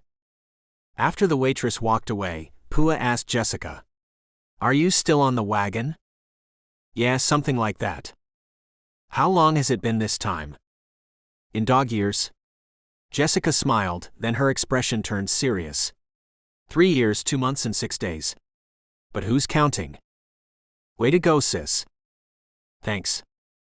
Do you still go to AA? When I can, sometimes the job gets in the way. So far so good, knock on wood. In your case, knock on wood and go to meetings, Pua said with a serious tone. Jessica nodded and smiled just as the waitress returned with their iced teas.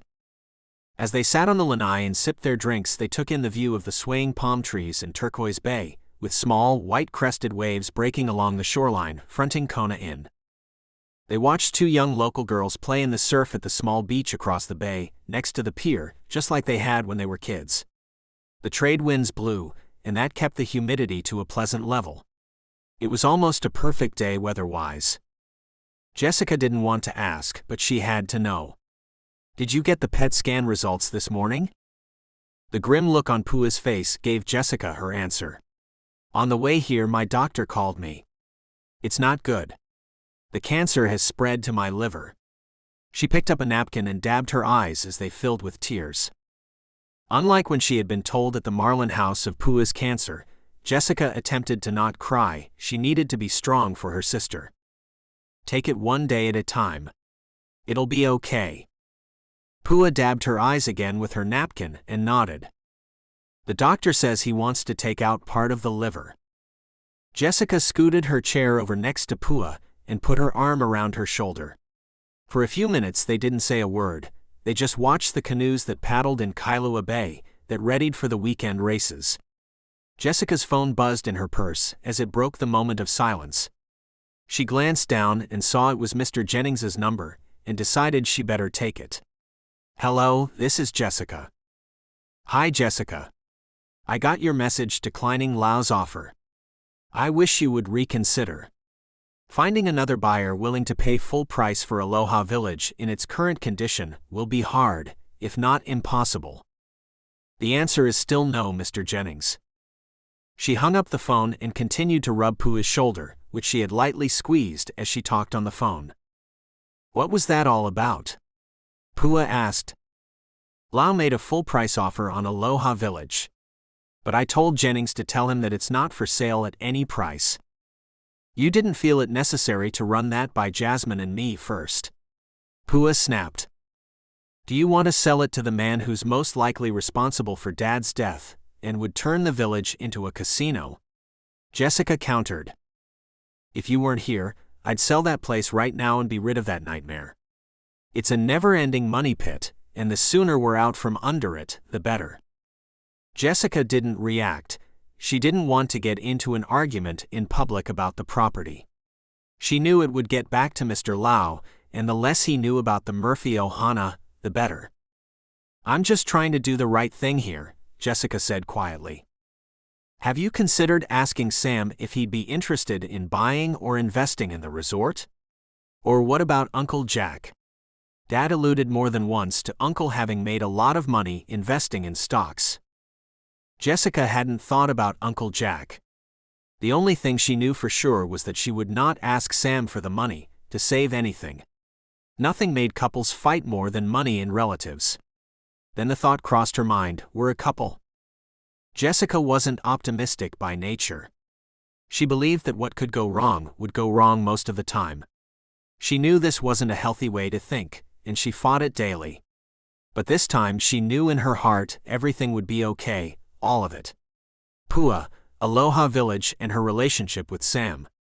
Nothing like a near-death experience to get your attitude about life straightened out, she thought. We need to form a partnership to buy the resort, Jessica said, with excitement in her voice.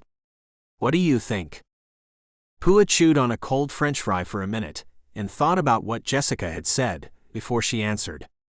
Maybe we could get Uncle Jack to invest. Pua and Jessica were so excited, they drove out to the harbor to see if Uncle Jack was in port, since he didn't answer his phone as usual. They couldn't wait to pitch him their idea to save the village. 24. Uncle Jack. Uncle Jack sat in the fighting chair on the deck of the Hui Ho as he read the local fishing news and puffed on a cigar when Pua and Jessica drove up. So much for peace and quiet, he thought, when he saw Pua's truck park in front of the Hui Ho's slip. "Hey Uncle," Pua and Jessica called out as they walked down the dock toward the boat. Uncle Jack didn't know what to think. He couldn't remember the last time he'd seen those two together and happy about it. "For someone who was almost dead a couple days ago, you look pretty good, Jess," Uncle Jack said. "Let's say I'm re-energized," Jessica said, and flashed a grin. Pua never minced words or wasted time when money was involved. She told Uncle Jack what they had in mind about forming a partnership of investors to save Aloha Village. Since real estate was her thing, Jessica kept her mouth shut and let Pua talk, while she nodded at the appropriate times. "I think it's a noble idea. But I'm broke. You know the old cliché, if you want to be a millionaire in Hawaii, bring 2 million with you. A month ago, I paid off the boat and its slip because I didn't want any payments when I retire for good." Pua and Jessica both looked like they'd had their balloons popped. "But I think I know where you can get the money. If I were you, I'd call an employee meeting at the village and bitch them the idea of making all the employees part owners," Uncle Jack said. "Dad paid them well, but I don't think he paid them that kind of money," Pua said. The optimism on Jessica's face had disappeared. "You're right. But one of the aunties that teaches lei making to the guests is from a family that owned half of Honolulu until a few years ago. When they cashed out during the last real estate boom, each family member walked away with about $3 million each. She doesn't work at the village because she has to, she does it to share the aloha of old Hawaii with the visitors. You could skip calling a meeting and just ask her, but you never know, there might be others working there that have some money stashed away who would want to invest." 25. Employee meeting. All 23 Aloha Village employees gathered Saturday morning at the beach for the meeting.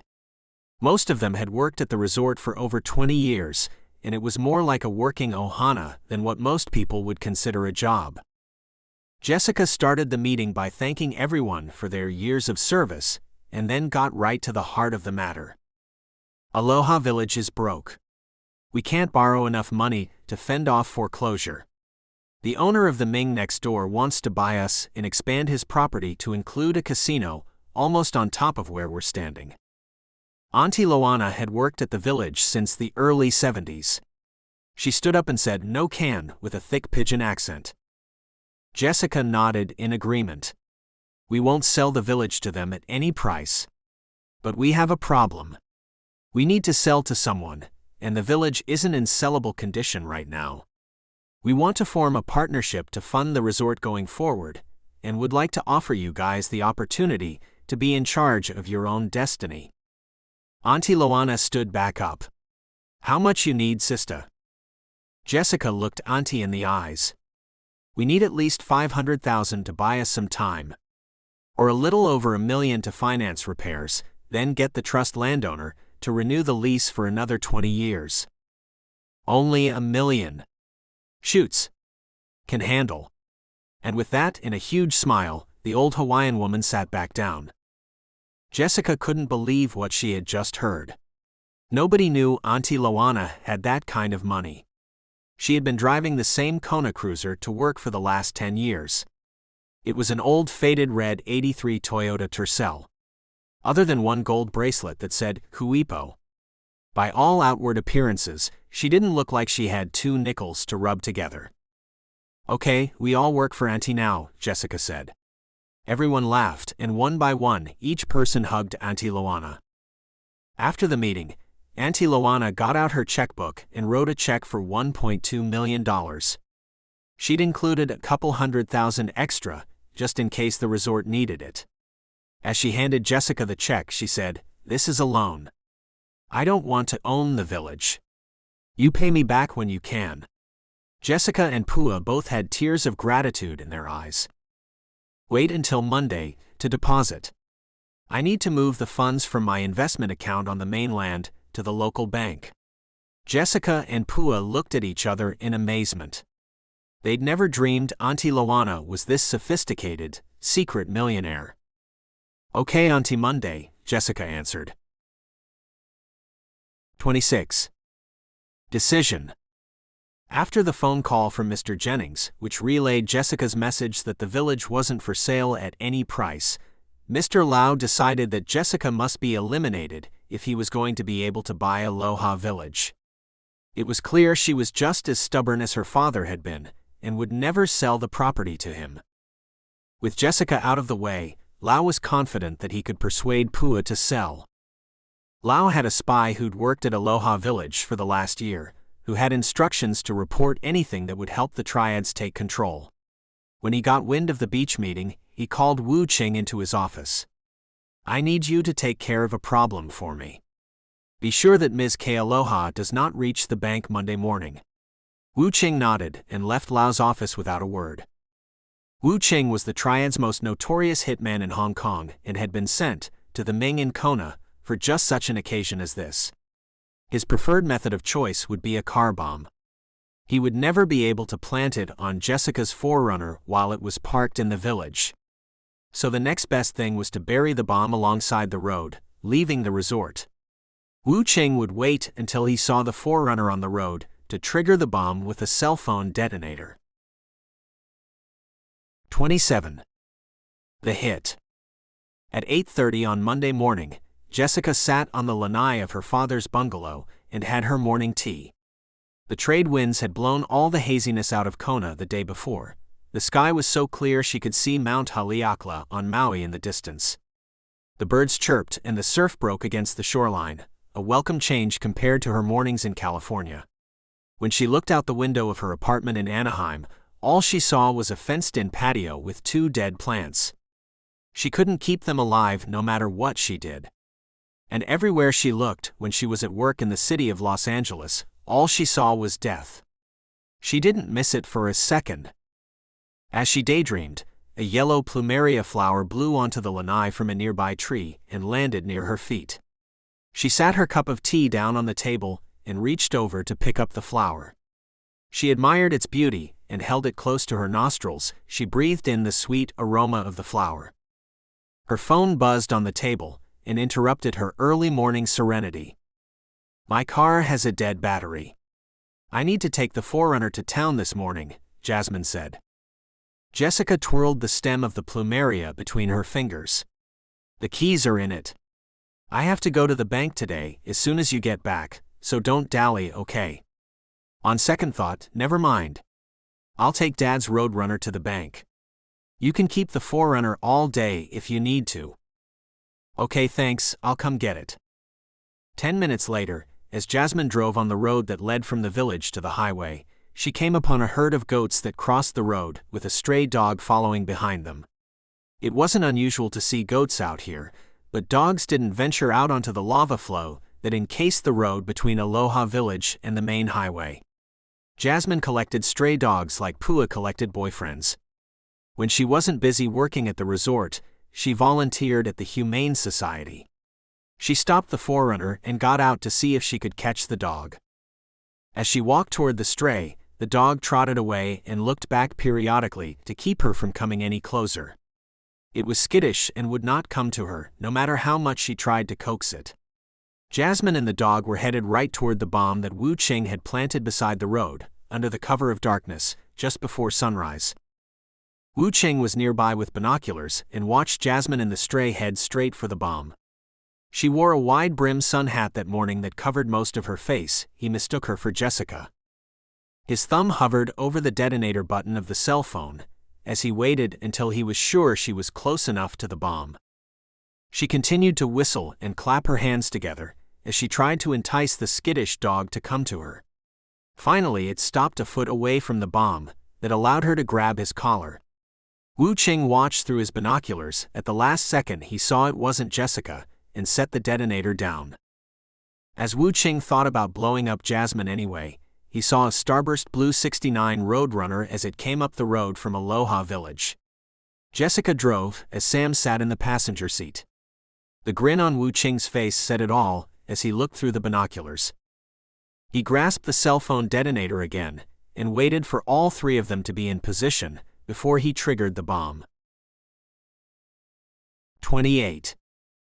Wu Qing had placed a small pile of white coral next to where he'd buried the bomb to mark its location, so he could see it from the high ground on top of the cinder cone. What he didn't notice at the time was there were other small piles of coral nearby. They marked a safe path to the beach for four-wheel drive vehicles to keep them from falling into a lava tube as they crossed over the flow. Wu Qing clicked the dial button on the cell phone detonator, but the explosion he expected to kill the trio was at least 100 feet away from them. The bomb was far enough away that Sam, Jessica, and Jasmine were out of the kill zone. The Forerunner was positioned at such an angle that it took the brunt of the force from the blast. The front windshield was blown out, and a lava rock 2 feet in diameter landed on the hood. Just before the bomb exploded, Jasmine had run back down the road to where Sam and Jessica had stopped behind the Forerunner. She leaned in the window and talked to them about the stray dog she had stopped for when the bomb blast ripped through the morning calm. "What the hell was that? Are you guys okay?" Sam said. Jasmine had been knocked down by the force of the blast. Jessica jumped out of the car to check on her. "Are you okay, honey? Does it hurt anywhere?" Jessica could see the terror in her little sister's eyes and surveyed Jasmine for any visible shrapnel wounds, but she saw none. "I'm okay," Jasmine said as she sat up dazed and bewildered. Jessica scanned the surrounding area and looked for any signs of the bomber. While Sam and Jasmine were still stunned, Jessica knew what had just happened. After 2 tours in Iraq with the National Guard, she'd seen her share of IEDs in country and knew someone had just tried to kill them. "The first thing we need to do is get off this road before something else bad happens," Jessica said. "Come on, honey," Jessica said as she reached for Jasmine's hand to get her back on her feet. She helped Jasmine and the stray border collie into the back seat of the Roadrunner. Sam sat shotgun, and they didn't waste any time getting back to the safety of Aloha Village. When Wu Qing saw the bomb explode too far away from the targets, he heaved the cell phone detonator against a pile of rocks. He then hiked down the backside of the cinder cone to the beach and snuck back to the Ming to report the failed attempt to Mr. Lau. Wu Qing's eyes looked toward the floor as he said, "The bomb missed the target." There wasn't a trace of anger on Lau's face as he stood over the model of the proposed Ming expansion, moving pieces around the 8-foot-long table as he listened. Lau shifted his eyes toward the Triad's top assassin. "Since you failed, you should go back to Hong Kong. You seem to be incapable of handling a simple hit. I'll deal with this another way." Wu Qing nodded and left the room. But he had aspirations of being in charge of the Triads in the not-so-distant future, and could not return to Hong Kong until the job was complete. He had never failed to carry out an assignment, and this would not be the first time.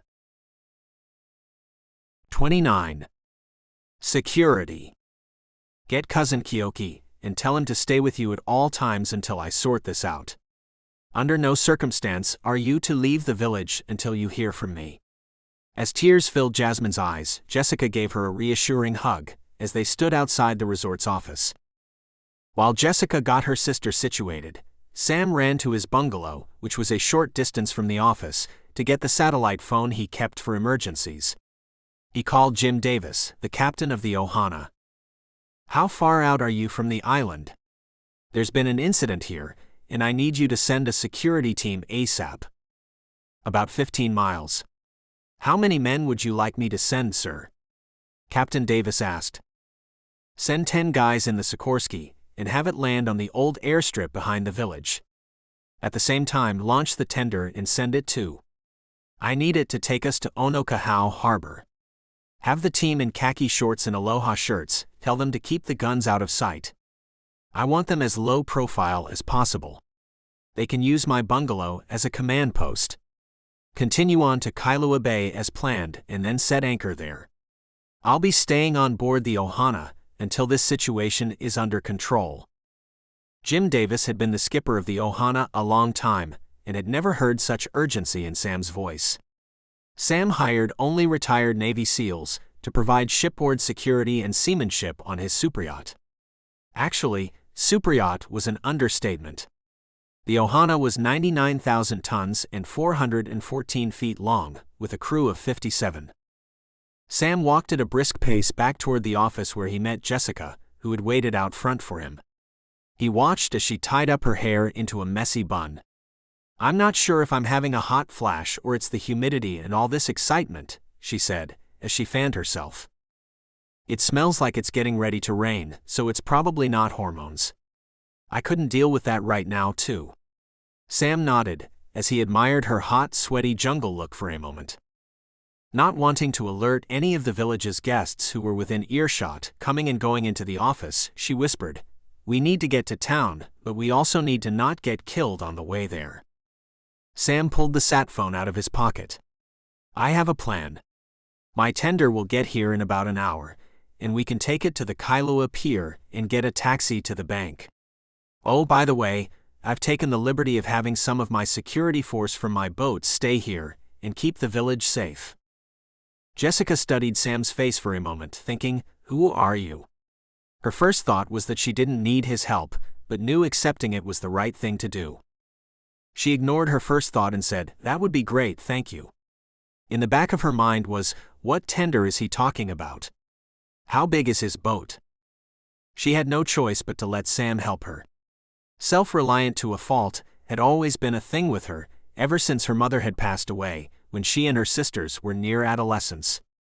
Since she was the oldest, her father had made her responsible for everything around the house. Sam and Jessica walked down the beach toward the Ming to wait for the tender to arrive. There were a handful of guests that snorkeled in the bay, and one guy that walked about 20 yards behind them, with a towel and a boombox that blasted an explicit rap song. Jessica needed to call Uncle Jack and share the morning's assassination attempt with him, but first, she had to deal with a problem on the beach. And that problem's name was Grayson Roderick. Mr. Obnoxious, as Jasmine referred to him, had checked into the resort a week before and had quickly become a thorn in Jasmine's side with his constant complaints. But his intent today was to spread his unpleasantness and his loud music on the beach.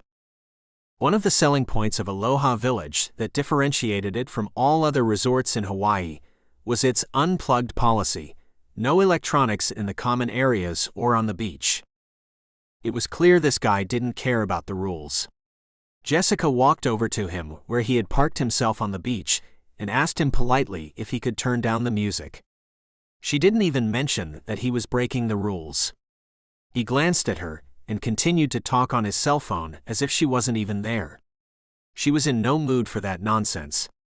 She picked up the ghetto blaster and hurled it into the bay before she walked back to where Sam sat on the beach. As Mr. Obnoxious charged toward them, Sam jumped up and stepped in front of Jessica before the guy got within 10 feet of her. He reached into his pocket for his wallet to offer to pay for the man's stereo. The buffoon answered with a fist that came toward Sam's face. Sam ducked and came back up with an uppercut that caught Roderick on the chin and knocked him out cold. Sam liked to box to stay in shape almost as much as he liked to make money. "You should have taken the money," Sam said, as he pulled out his wallet and threw $200 at the guy lying in the sand. The bills landed next to the least favorite person on the beach. "This should cover your boombox." When Roderick came to a few minutes later, Jasmine and cousin Kiyoki escorted him to his bungalow so he could pack. They'd enjoyed him all they could stand. "We'll refund your money. You're out of here as soon as you pack. We've called you a taxi. Or we can call the cops and have you arrested for assault." "Your choice," Jasmine said. As Roderick reached for his suitcase, she added, "Excellent choice." Jessica didn't even skip a beat. She had been on her phone and had left a message on Uncle Jack's answering machine while Sam had defended her. It had been years since a man had taken up for her. Chivalry wasn't dead, and a girl could get used to that. Little did Sam know she didn't need him to defend her, but she liked that he had. 30. Uncle Jack was in the head of the hui-ho when he heard Jessica leave a message on his answering machine. "Someone just tried to blow us up with an IED on the road leaving the village." He grumbled something to himself about never eating spicy Thai food again as he dialed Jessica's phone number. Where are you now? Sitting on the beach at the village, waiting for Sam's tender to pick us up. It's too dangerous to drive to town. Stop by.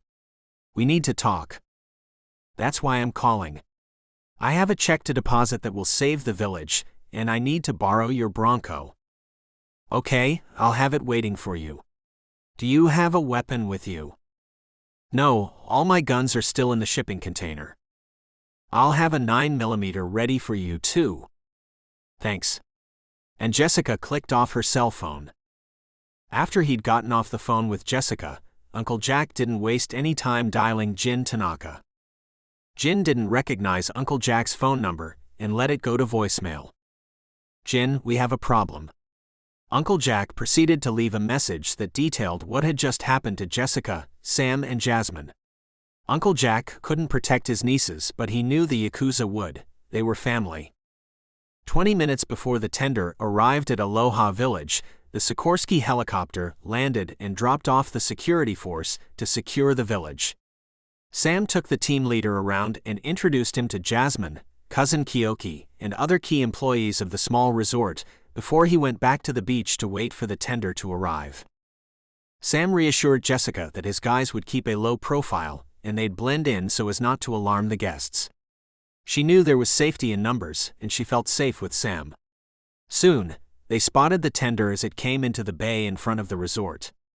Technically, it was called a tender, but in most circles, people would call it a small yacht. Jessica stared at the two-tone white and dark blue boat as it drifted in toward the beach. About 60 feet, she asked. Could guess 65, Sam replied. Aloha, Mr. Stewart, yelled Terry Barnes, the coxswain, as he drifted the big boat up as close to the beach in front of Aloha Village as he could get without getting stuck in the shallows. Sam and Jessica waded out, and Terry helped them both aboard from the rear swim deck.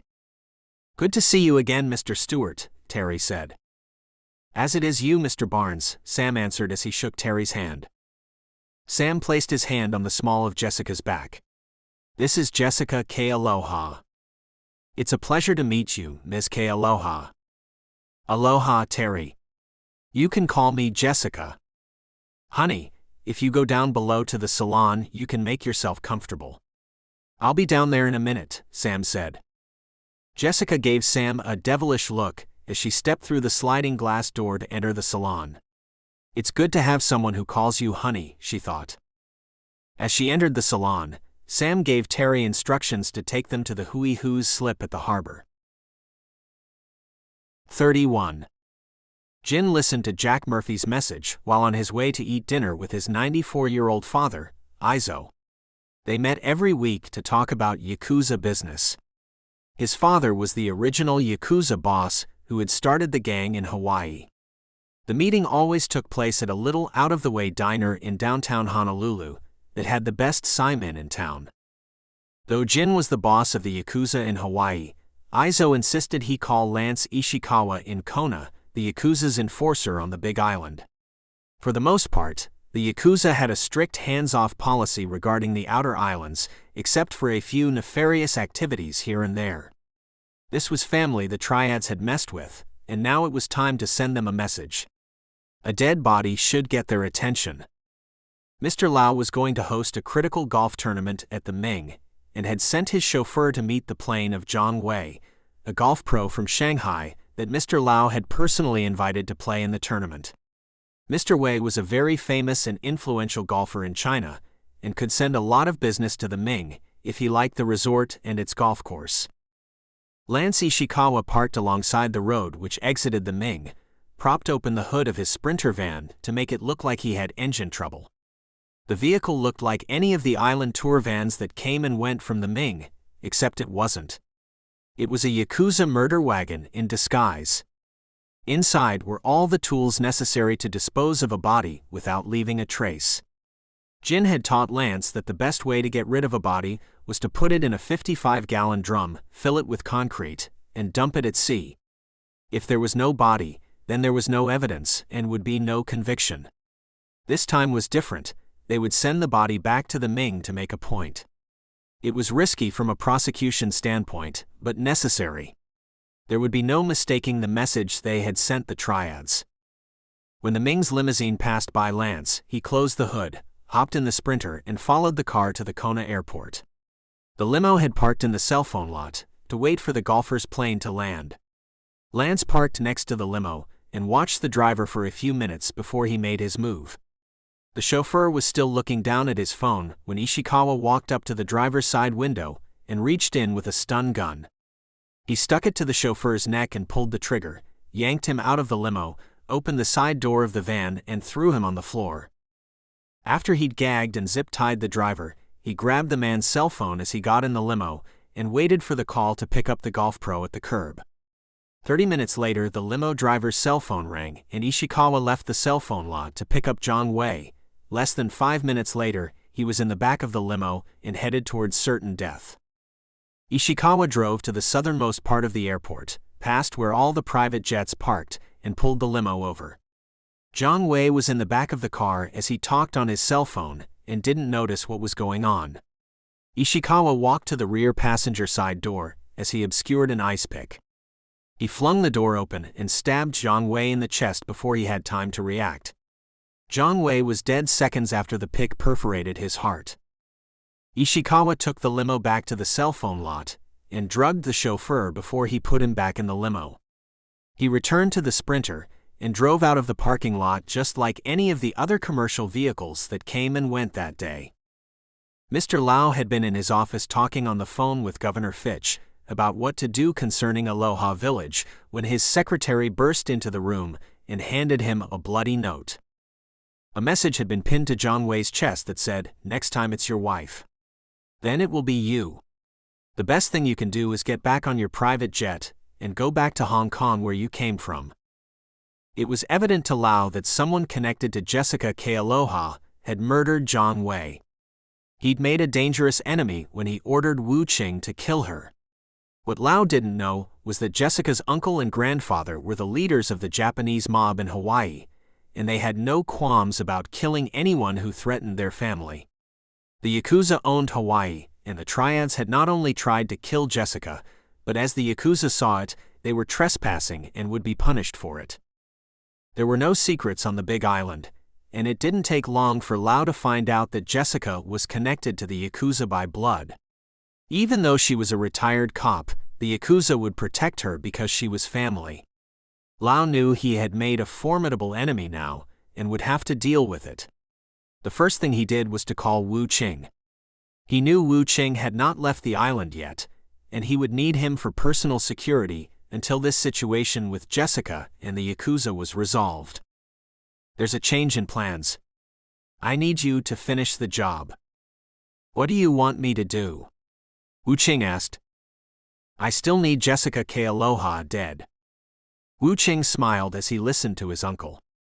This time he wouldn't fail.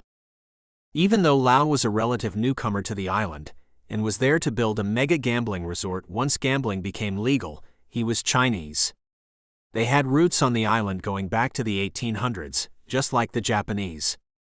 As in World War II, they would fight it out again, but this time it would be a gang war between the two sides. The Triads had about 20 members in Kona, and Lau thought they could handle the Yakuza, who he knew had little presence on the Big Island. What he didn't realize, that was about to change. The next day, Aizo and Jin met again at lunchtime in the small diner to plan the next step to kick the Triads out of Hawaii. Aizo asked Jin, "Lance sent the message?" "Yes." "Good." Aizo stared down into his bowl as he stirred the noodles of Simon, then looked up at Jin. "The Triads are tough. Don't underestimate them. They won't go until we make it too uncomfortable for them to stay. And if they've decided Jessica must die, they won't stop until she is dead, or we've convinced them otherwise." Jin nodded, stirred soy sauce into a small dab of wasabi.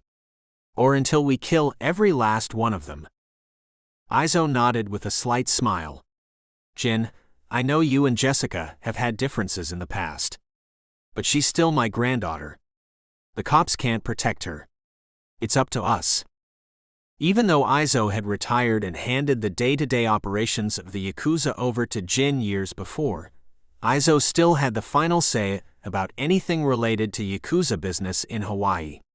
Jin never questioned the orders of his father, who who spent most of his days tending to his prize-winning koi. Get the men together and go to Kona. The Triads won't go without a fight, Izo said, as he slid his bowl of saimin away with a look of disgust on his face. Hi. Jin answered. The Yakuza had a fleet of fishing boats they operated out of Oahu. Jin sent the biggest one of them, which had a crew of 23 men. That was all he would need to teach the Triads a lesson. 32. Sam's tender dropped him and Jessica off at the fuel dock at Honokohau Harbor. They walked over to the Hui Ho's slip to borrow Uncle Jack's truck. When they arrived at the slip, Uncle Jack sat in the fighting chair, nursing a beer while he read fish news and puffed on a cigar. When he saw them, he put the cigar out and got up, grabbed a small backpack out of the salon he'd gotten ready for Jessica earlier. He brought it out to the cockpit and set it in the fighting chair. You guys look good for people who almost got blown up today. Uncle Jack smiled. Nothing like a bomb first thing in the morning to get your day started off right, Sam joked. Jessica cut her eyes toward him. It was apparent she didn't see the humor in it. Uncle Jack picked his cigar back up, relit it, and took a drag.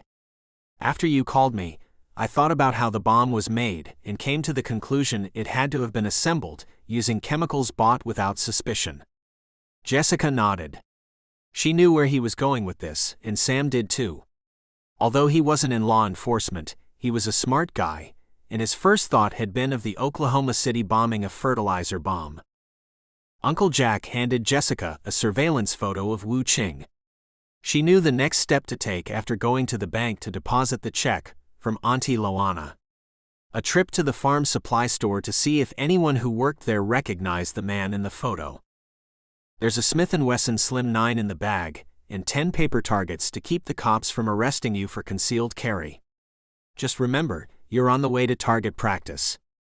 Uncle Jack winked. Smiling at Uncle Jack, Jessica grabbed the bag with one hand and held out her other. Oops, sorry. Here's the keys to my old Ford. You can't miss it. It's parked over there. Uncle Jack pointed east toward the parking lot in front of the fishing club building, about 100 yards from the Hui Ho. Uncle Jack had a blue and white '67 Ford Bronco with a 351 Cleveland engine. Jessica was always excited to drive her dad and Uncle Jack's vehicles because they both always had to drive something that was fast. She figured they were both a couple of adrenaline junkies that got off on going 130 miles an hour down the Queen K when nobody was around. Just thinking about it produced a warm memory of how her dad would take her to the Hilo drag strip and let her race his Roadrunner when she was 16. By the time she had turned 17, she was a feared bracket racer at the track. She regularly proved that women had faster reflexes than men. All things being equal, she would win 9 times out of 10. Uncle Jack's Bronco looked like an old piece of crap, just the way he liked it. He never had to worry about anybody banging into it in a parking lot.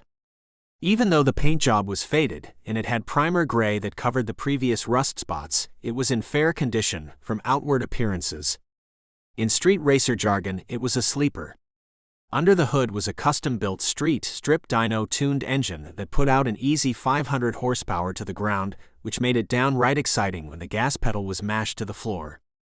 Sam strapped in, as he sat shotgun, as Jessica fired up the big Ford engine and pointed the rocket, disguised as a Bronco, toward the bank in town so they could deposit the check that would save Aloha Village. The drive into town was uneventful, and after she deposited Auntie Loana's check for $1.2 million, Jessica called Jasmine to let her know Aloha Village could pay bills without worry now. And that she and Sam were on their way to try and find out who'd tried to kill them earlier that day. When they walked into the farm supply store and showed the photo of Wu Qing to the young man who worked that day, the clerk remembered he'd seen him in the store because he had been wearing a suit. At the time, the clerk had thought it was strange a guy in a suit wanted to buy fertilizer. Sam and Jessica thanked the clerk and headed back to the harbor to return Uncle Jack's Bronco. Sam asked Jessica, "What do you think? Let's find Wu Qing and hope he forces me to put a bullet in him." Sam's eyes grew big. Then she laughed. "I'm just kidding. Sort of. Okay, not, she said with a passive-aggressive tone. How about we go talk to the Kona PD instead, before going back to the harbor? Sam suggested. If we were on the mainland, that would be the right way to handle this. But the thing that scares me is that talking to the police here might be the same as discussing it with Mr. Lau himself because of spies in the department. She thought about it for a moment. Let's go see my old partner, Sid Akiona. I heard a while back he still works there. He's the only one I would trust. Why do you think the department has spies? Sam asked. Most of the cops working there are somebody's cousin here on the island. That's why we have to be very careful about who we talk to. Sam nodded. Jessica continued to talk as she drove toward the police station. When I started out in law enforcement, I got hired by the Kona PD after graduating from the police academy. And like I said, Sid was my training officer. He was a stand-up guy. When the department accused me of theft as a young rookie, Sid was the only one who'd stood up for me. He knew for a fact I didn't steal the missing $50,000 out of the police evidence room.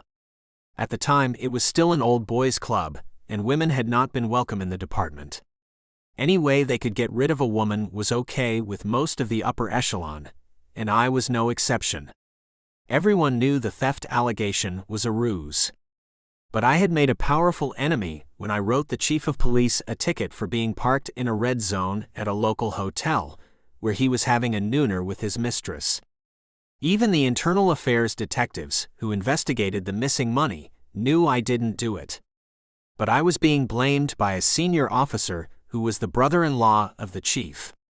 There was talk around the station that one of the evidence room workers had stolen the money, but they never filed charges, and I was the scapegoat they'd tried to pin it on.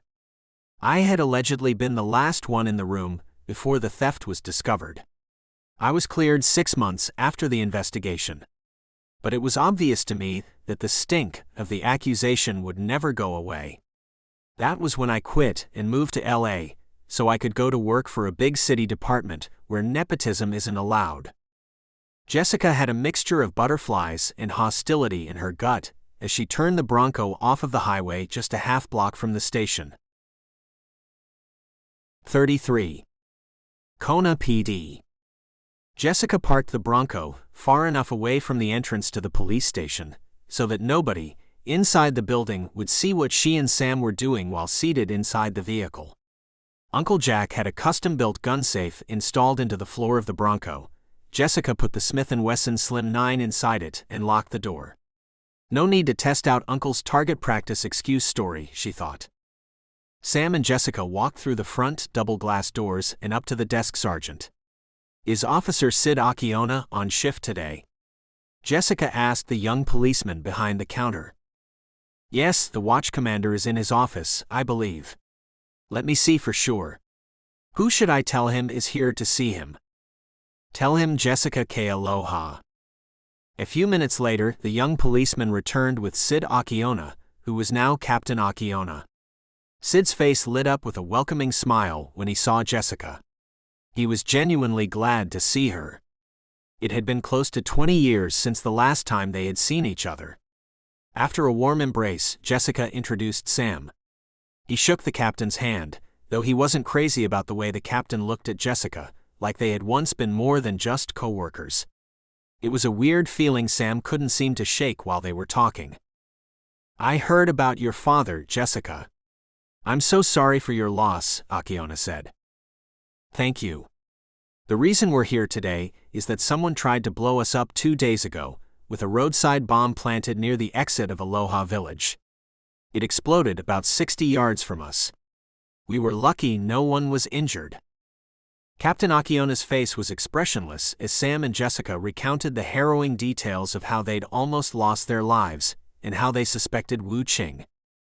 Jessica also mentioned that she and Sam had gone to the farm supply store to see if Wu Qing had been there to buy fertilizer. They suspected it was the main ingredient used to make the bomb. And that they found a clerk who positively identified Wu Qing from a photo they showed him as having purchased a bag of fertilizer. Akiona looked puzzled and then asked, "Where did you get the photo of the guy?" "My uncle Jack Murphy." You think this Wu Qing is responsible? Jessica nodded. If it's not him, then it was probably Mother Teresa. I see you haven't lost your keen sense of humor. We'll start looking for this guy, and if we find him, we'll bring him in for a chat and see if we can make a case. Sam and Jessica both shook the captain's hand and thanked him for his time. Sam then asked one last question before they left. What's the chances of getting a concealed carry permit these days? Jessica already knew the answer but stood by patiently, knowing what the reply would be.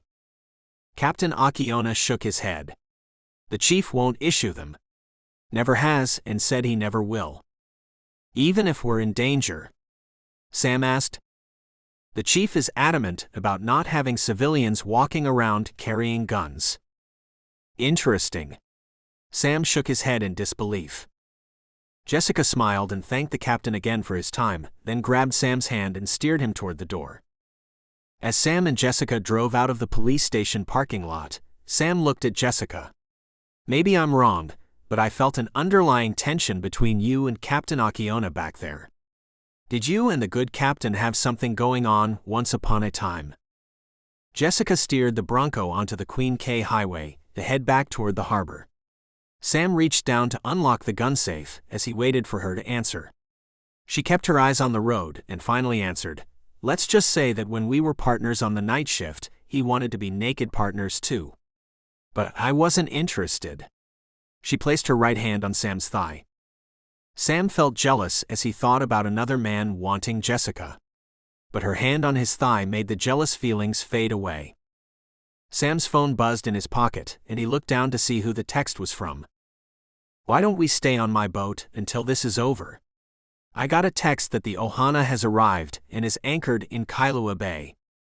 Jessica didn't hesitate. I can't leave Jasmine alone.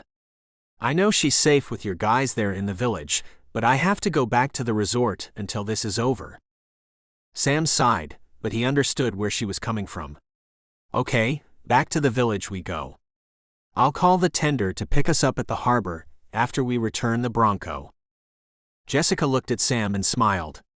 Since your guys have taken over your bungalow, you'll have to stay with me at mine. Sam grinned. Well, if you insist. And they both laughed. 34. Sashimi Maru. The Sashimi Maru had trolled the Kona coast for the past few days. It appeared to be a Japanese fishing boat, like any other. Except what wasn't obvious was that it belonged to the Yakuza. It was the largest tuna boat they ran out of Oahu, and besides catching fish, it was a tool used to launder money. And now its crew plotted their attack on the Triads. With a crew of 23, they had no fear of the Triads outnumbering them. Their plan was simple: go ashore at night and burn Lau's villa to the ground while he slept. The worst-case scenario was that he survived the fire. But the fire should be enough to convince him, if he doesn't die, that staying in Kona would be hazardous to his health, and he should go back to China. The best-case scenario was that he died in the fire, and the Triads in Hong Kong would know Hawaii was enemy territory. There would be an understanding that if they ever came back, they'd pay with their lives. It was about 3:30 a.m. when Jin Tanaka sent men ashore in the Sashimi Maru's motor launch. They had 10 5-gallon gas cans and a box of flares. The Yakuza didn't blow things up. They specialized in extortion, prostitution, and smuggling guns from Hawaii to Japan.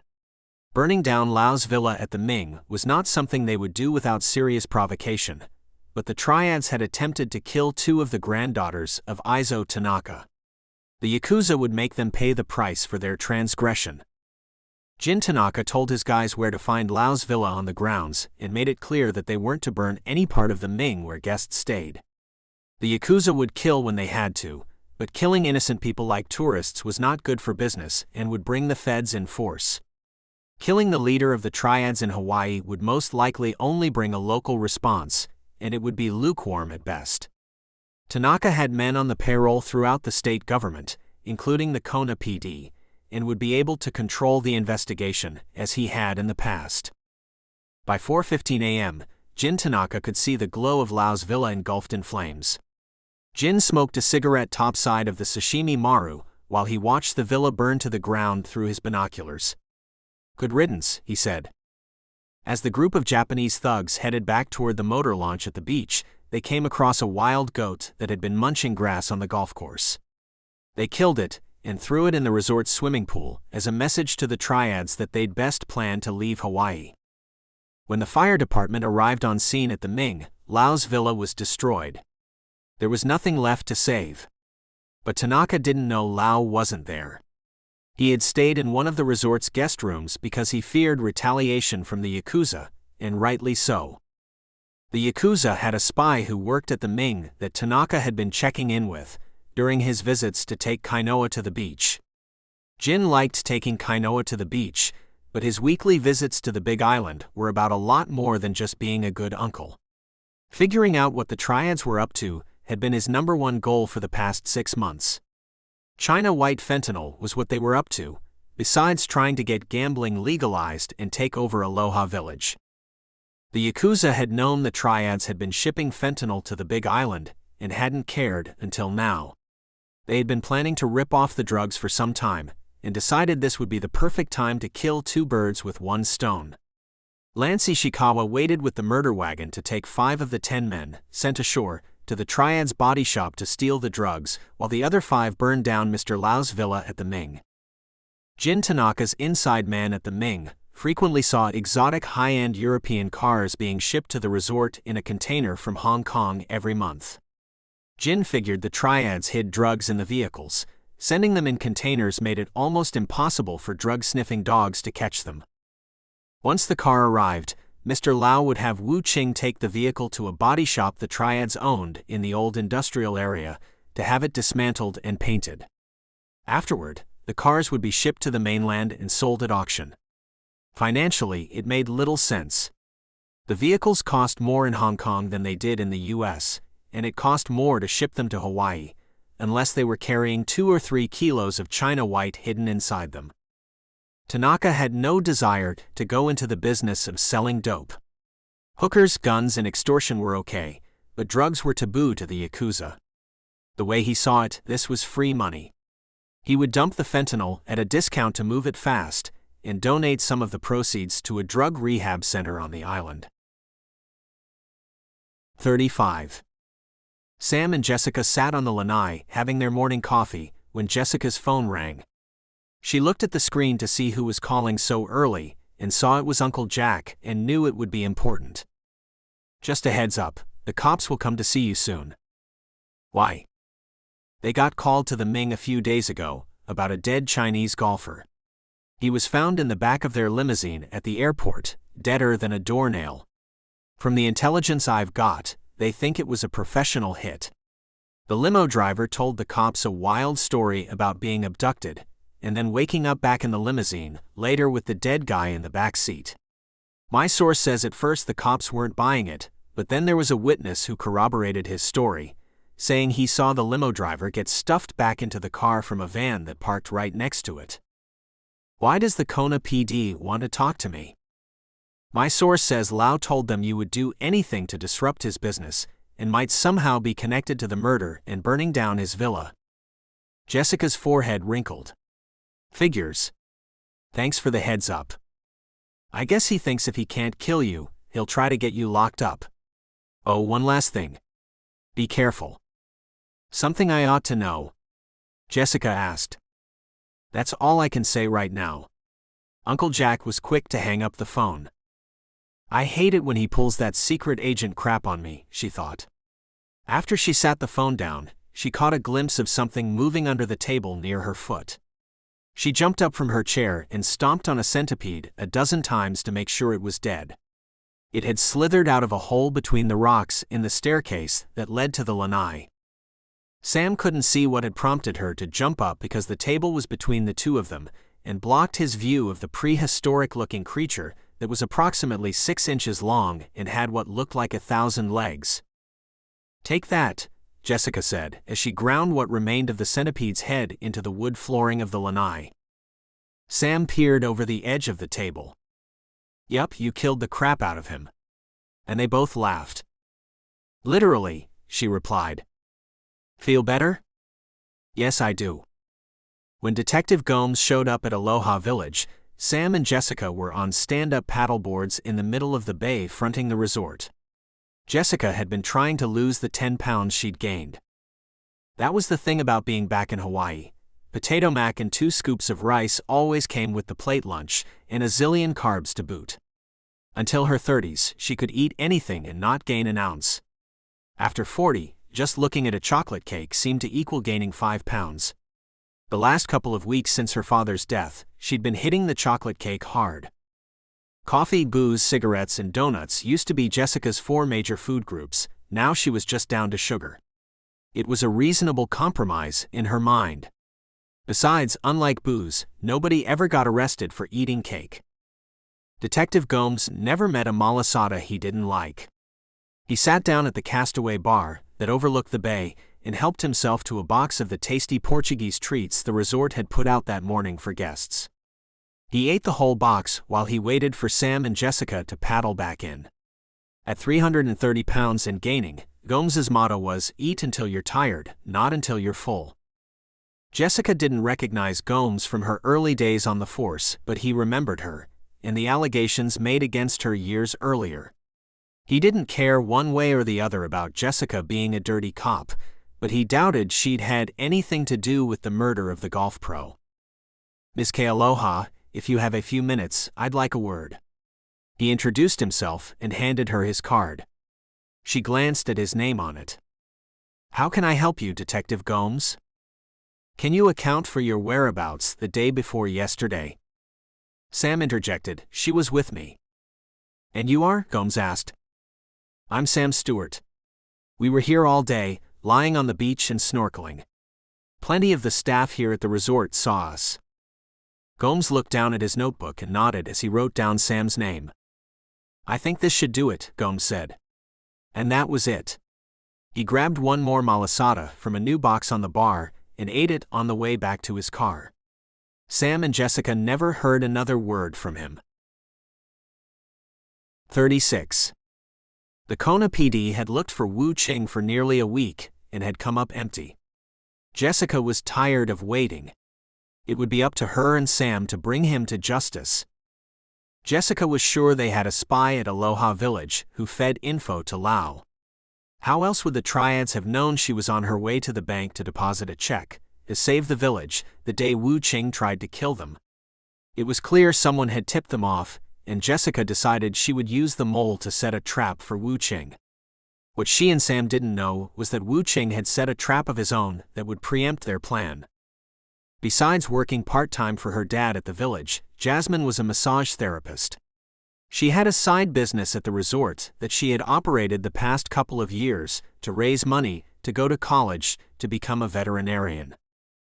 She was a busy girl. That was the thing about Mike Murphy's daughters. They were all hard workers and always tried to get ahead financially. Jasmine was in her office doing paperwork when her cell phone rang. "Aloha, this is Jasmine." "How's it? I got your name from a friend who highly recommended you for a massage. This afternoon would be good if you have the time," the man said. She looked at her calendar for a moment. It was going to be tough to fit him in, but she needed the money and said, "How about 2 o'clock?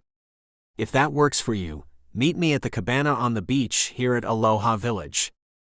"That's perfect," the man replied. Between the resort's guests and word of mouth, Jasmine didn't need to advertise for business. But she always asked who had referred the new client, so she could send them a thank you card for the referral.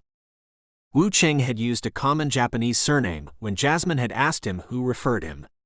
She had 2 clients with that same name and thought she would figure out which one it was when she met her new client at 2 Page M. Sam's security team had a photo of Wu Ching and had been warned to be on the lookout for him. But unknown to anyone, Wu Ching was a master of disguise. He put on a wig and a fake beard, and when he showed up for the 2 o'clock massage, he looked like a harmless old man. Nobody recognized him, and he had booked under a phony name. He knew Sam's security team was in the village, and that he would have to trick Jasmine into walking him to his car in the parking lot, where he would drug and abduct her. As Jasmine kneaded the muscles in her new client's neck, she said, "It was great timing when you called. I had a last-minute cancellation that opened up a slot for you." Otherwise, I would have been short of money for my veterinarian school tuition on the mainland that I'm saving for. Wu Qing tuned in on that as the weakness he would exploit to get her to walk out to his car. You're going to be an animal doctor? You should come look at my poi dog puppy I just got. He's in the car and something's not right with him. Since you love animals, maybe you can tell me what's wrong with him. Jasmine had been volunteering at the animal clinic in town for the last year and had learned a lot, so she thought it wouldn't hurt to look at his dog and possibly recommend he bring it in to the animal hospital she worked at. After the massage, Jasmine and what appeared to be an old man strolled to the parking lot, arm in arm, and when security offered to escort them, she waved them off. No need. Hours later, Jasmine woke up groggy and with a headache from the drug-induced state she had been in. She laid on a concrete floor in the fetal position in a room that was only 8 feet wide by 8 feet long, with plywood walls and a low plywood ceiling. The roof wasn't even high enough to allow her to stand up inside the box. Wu Qing had padlocked her inside the makeshift prison at a warehouse in the old industrial area. The only thing she remembered was leaning in the window of the old man's car to look at the dog. As soon as she'd leaned in, Wu Qing had pulled a rag, soaked in chloroform, out of his pocket and smothered her face with it. The warehouse belonged to Lau. It was in a row of them he owned, located at the very end of the road behind a locked gate. Jasmine screamed for help for hours, but it wasn't coming. Wu Qing had set up a camera in the room and kept her under surveillance with an app on his phone that had a two-way speaker built in. You're wasting your time. No one can hear you. You're inside a building that is soundproof and there is no one around, the voice said to Jasmine through a speaker mounted on the ceiling of the box in which she was being held prisoner. Who are you? What do you want? Please let me out of here, she cried. I want your sister. And you're the bait, the voice answered. Jasmine quit crying. You know she'll kill you for this, right? There was no reply from the voice on the other end of the speaker. Wu Qing had taken Jasmine's phone when she was unconscious and found Jessica's phone number in it. He then had thrown the phone out the window on the way to the warehouse. He knew Jessica would check the phone records to see the cell tower location of the last ping from Jasmine's phone to get an idea where she might be. The next day, Wu Qing called Jessica from a burner phone, but since she didn't recognize the number, she let it go to voicemail. Momi was the front desk clerk at Aloha Village that day, and when the phone rang, she answered it like she always had. Aloha, this is... The man on the other end of the line interrupted her. Shut up and listen. You tell Jessica Kealoha I'm holding Jasmine, and if she doesn't follow my directions, I'm going to kill her little sister. The man's voice sent shivers down Momi's spine as she listened to what he said. Okay, I'll tell her. Please don't hurt Jasmine. Momi cried. Minutes later she called Jessica. Slow down, Momi, take a breath, I can barely understand you, Jessica said. As Momi cried, she repeated exactly what the man said. He said to tell you to check your voicemail, and if you ever want to see her again, you better answer your phone the next time he calls. Jessica felt a pang of fear in her gut as she asked Momi about Jasmine's schedule before she disappeared. She had a massage client yesterday afternoon at 2, and nobody has seen her since that time. She also had a college class afterward, so no one thought anything about it, Momi said. Sam sat on the lanai and worked on a proposal for the Hawaii ferry when he heard Jessica on the phone inside the bungalow. He could tell from her side of the conversation and the tone of her voice that something was very wrong. After Jessica hung up, he set his laptop down on the table, went inside and asked her, what happened? Jasmine has been kidnapped. I'm going to go find the man responsible for this. Sam interjected. Okay, we have to go look for her. Jessica grabbed her thigh holster off the kitchen counter and slipped it over her right leg under her sundress, then stuffed the 9mm pistol in it that Uncle Jack had loaned her. In LA, she always wore jeans and carried a backup gun in an ankle holster at work. She almost felt naked without it and mumbled something to that effect, and Sam heard it. Not a problem. I'll be back in a few minutes. Sam went to his bungalow, where his security team had set up shop, and returned with 2 Glock 19s and a couple of extra magazines of ammo. This should be enough, don't you think? He handed Jessica one of the Glocks and an extra clip with 15 rounds in it. She grabbed her small backpack, put the gun inside, slung it over her shoulder and said, "Let's go." Jessica fired up the 426 Hemi engine in her father's '69 Roadrunner and backed it out of the garage. She then got out of the car while the engine warmed up, which was necessary for that cold-blooded beast. The look on her face worried Sam. "This is too dangerous," she said. "You don't need to come with me. Besides, if something happened to you, I wouldn't be able to cope with it again." "Again?" Sam asked. "My first husband and I were on a stakeout one night," Jessica started, and then her phone rang. "This is Jessica Kealoha," she answered quickly. "Your sister will die if you don't do what I tell you," the voice on the other end said in broken English. "Okay, what do you want?" Sam could tell the rumble of the big Hemi engine was making it hard to hear, so he shut it down while Jessica was on the phone. "We want our merchandise back," the caller said. "I don't understand what the hell you're talking about." "The Yakuza ripped us off, is what I'm talking about." It became crystal clear to Jessica, right at that moment, what had happened. She needed no further explanation. "If I can get your drugs back, you'll let my sister go." "That's the deal, lady. There will be a cigarette boat at VV Buoy at 6 p.m. tonight. Show up with our 10 kilos and we'll release your sister after the drop. If you bring 50 with you, your sister is dead." And the phone went dead. Jessica had put Wu Ching on speaker so Sam could hear the whole conversation. She was mentally tough, but this was almost too much. Sam could see her eyes well up with tears as she walked back inside the bungalow. "If we call the FBI, they could." She cut him off and held up her hand. "We're not. I know who to call. The only way this works out is if the Triads get their drugs back." Sam thought better of arguing with her. Besides, she was more of an expert at this sort of thing than him.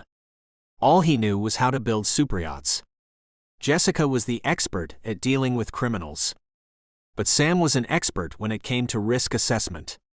And this situation looked as risky as swimming with sharks to him. For the first time in 3 years, Jessica wanted to pour herself a gin and tonic and think about the whole thing.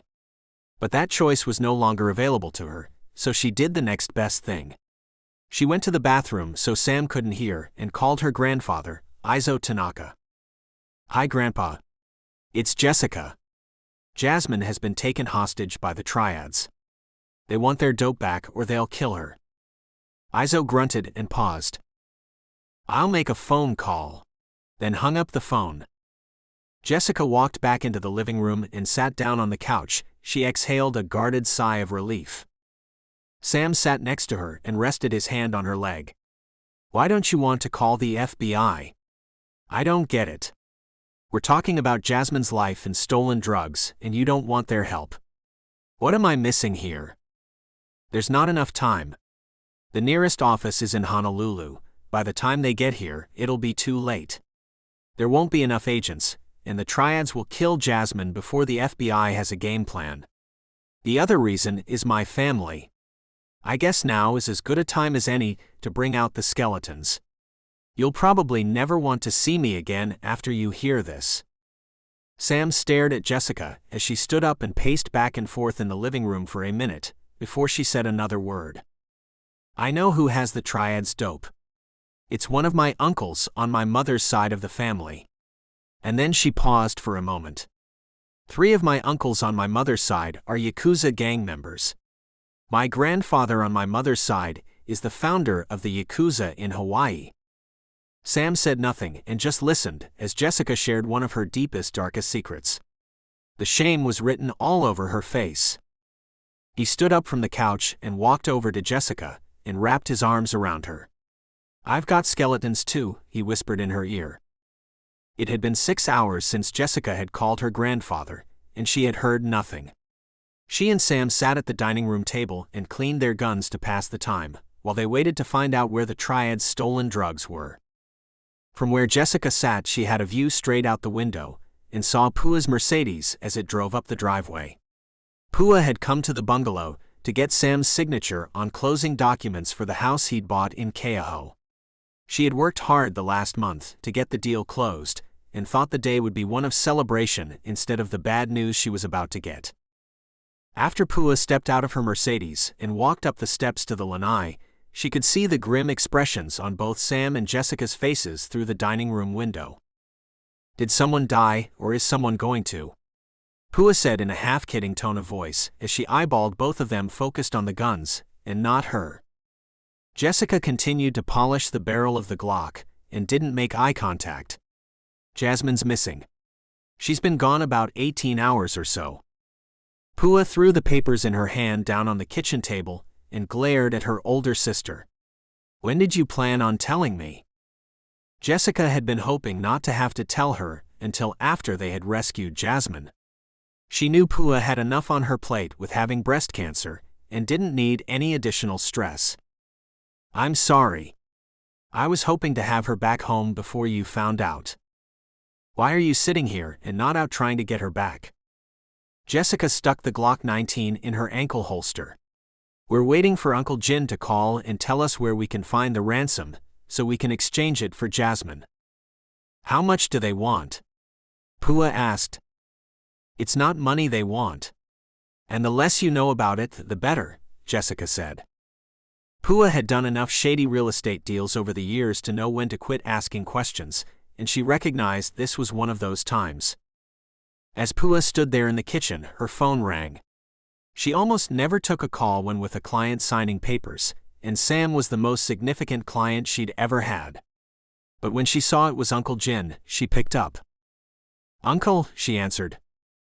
Jessica reached out toward Pua. "I want to talk to him," she said firmly. Pua ignored Jessica and turned away from her. "I'm here with Sam and Jessica. I'll tell them." And then she hung up the phone. Jessica's nostrils flared, and her brow furrowed when Pua didn't hand her the phone. "He said you'd find what you're looking for on board Uncle's boat at the harbor." The anger left Jessica just as fast as it had come. "Let's go," she barked, and they piled into Pua's Mercedes and raced to the harbor. To protect Pua, she and Sam never told her what was on the boat, and Pua was smart enough not to ask. Jin Tanaka's 45-foot Hatteras was in its slip with the key in it, and not a soul around when Pua dropped Sam and Jessica off at the harbor. It had been a long time since Jessica handled such a big yacht, and she decided the smart thing to do was let Sam take the helm, since he had a lot more experience handling big boats than she did. As they walked to the slip, Sam remarked, "Nice boat." "And who said crime doesn't pay?" Jessica muttered. "It's going straight to the bottom if we don't get Jasmine back. And I might sink it anyway." "Could you not sink it while I'm on board?" Sam asked in a joking kind of way, as he tried to ease the tension. "We'll see," Jessica said with a half-smile. Sam started the big Caterpillar engines, Jessica cast off the lines, and they idled out of Honokohau Harbor toward the open sea. Jessica had fished these waters with her father when she was growing up, and knew them well enough to point Sam in the right direction toward VV Buoy, where the exchange was supposed to take place. The buoy was only about 4 miles offshore of Kailua Bay. Wu Ching was supposed to meet them at the rendezvous point in a cigarette boat. It would be easy to spot, since they were a rare boat in Hawaiian waters. As they approached the buoy, Jessica had binoculars pointed at the horizon and looked for any fast-approaching boats. Nothing. It was almost 6 p.m. The dope was in a duffel bag that laid next to the fighting chair at the rear of the boat. A few minutes later, a 38-foot Top Gun cigarette boat approached the Hatteras from the north at a high rate of speed. "That thing must be going over 80 knots. If you planned on chasing them down after getting Jasmine back, that's not happening," Sam said. "I just want her safely on board. I'll look for Wu Ching later after we get Jasmine back to Aloha Village," Jessica replied. Sam and Jessica checked their guns and then reholstered them with the safeties off, ready to rock if they had to. Jessica had eyes on Wu Ching through her binoculars and could see Jasmine seated at the back of the boat with her hands bound behind her. Her waist-length dark brown hair blew in the wind. Jasmine was less than a quarter of a mile away from being freed. A radio call from the Coast Guard came over the VHF Marine radio on the Hatteras, and jolted Sam and Jessica out of their focus on Jasmine. They hadn't noticed the Coast Guard response boat that had come upon them from behind out of the south, intent on boarding the Hatteras. "You've got to be kidding me," Sam said. "Quick, hide the guns and the dope," Jessica ordered. "I'll stall them." Jessica quickly handed Sam her Glock. She hoped the Coast Guard crew didn't see the handoff with binoculars. As soon as Wu Qing saw the flashing blue light of the Coast Guard response boat, he hooked a hard U-turn, opened up the throttle on the Top Gun racer, and disappeared into the sunset. It became evident as the Coast Guard boat approached the Hatteras that this would not be an inspection for life jackets. 4 petty officers stood at the front of the response boat and held M4 rifles. They were there to look for drugs, and they meant business. Lau had set a trap, and Sam and Jessica had walked right into it. He was willing to donate 10 kilos of China white if it meant Jessica would be behind bars and out of the way. Jessica pulled her cell phone out and hit the button to dial Uncle Jack. As usual, he didn't answer. "I don't have time to explain. Jasmine was kidnapped and is on a boat heading north from VV Buoy. I'd check the Pulico boat ramp for a cigarette boat getting pulled out of the water. That's the guy who has her. The Coast Guard will probably arrest me and Sam in a few minutes, and that's why I'm telling you this. Go find the guy with that boat, and you'll find Jasmine." Then she hung up. The Coast Guard petty officers boarded the Hatteras and searched it until they found the drugs. Jessica and Sam tried to explain that they were trying to exchange them for Jasmine. The petty officer in charge of the boarding party was empathetic and didn't think they were drug dealers, but it wasn't up to him to let them go. He still had his orders to handcuff them and take them into custody. By this time, Jessica had nothing to lose and begged the Coast Guard to look for the cigarette boat and Jasmine. Once they verified Jessica was a former LA detective, they took her story seriously and dispatched an HC-130 to look for Jasmine. The plan had never been to trade Jasmine for the 10 kilos of China white. It had always been about getting me arrested for being in possession of the dope. Lau had correctly gambled that I wouldn't call the cops or FBI, and I'd try to make the exchange for Jasmine myself. And the gamble had paid off, Sam said. 37. Night at sea. Wu Qing took Jasmine northwest toward Kohala and was about 10 miles offshore when he decided that should be far enough. He had a simple plan. Shoot Jasmine in the head and throw her body over the side. Jasmine had been a competitive free diver in her late teens and had held her breath as long as 5 minutes. As soon as Wu Qing brought the boat to a stop and shut off the engines, Jasmine knew it was now or never. She tucked into a ball and brought her arms underneath her feet so she could get her hands in front of her. Thank goodness for the yoga class she had taught the last year at the resort, she thought, as she performed the maneuver with little effort. She quickly broke the zip tie, using a method her karate teacher had shown her. She pulled it as tight as possible, then raised her hands over her head and slammed them into her belly. Wu Qing had his back to Jasmine and hadn't paid attention until she stood up with her arms in front of her and snapped the zip tie he had wrapped around her wrists. As Wu Qing turned toward her, he pulled a snub-nosed .357 Magnum out of his pocket. He brought the gun up to fire, but Jasmine was lightning fast and dove over the back of the boat, into the water, before he got a round off in her direction. She only had seconds to hyperventilate before she went in the water, but it was enough to allow her to get a big gulp of air. She also knew she risked shallow water blackout if she hyperventilated, but it was her only choice. Jasmine had a simple idea.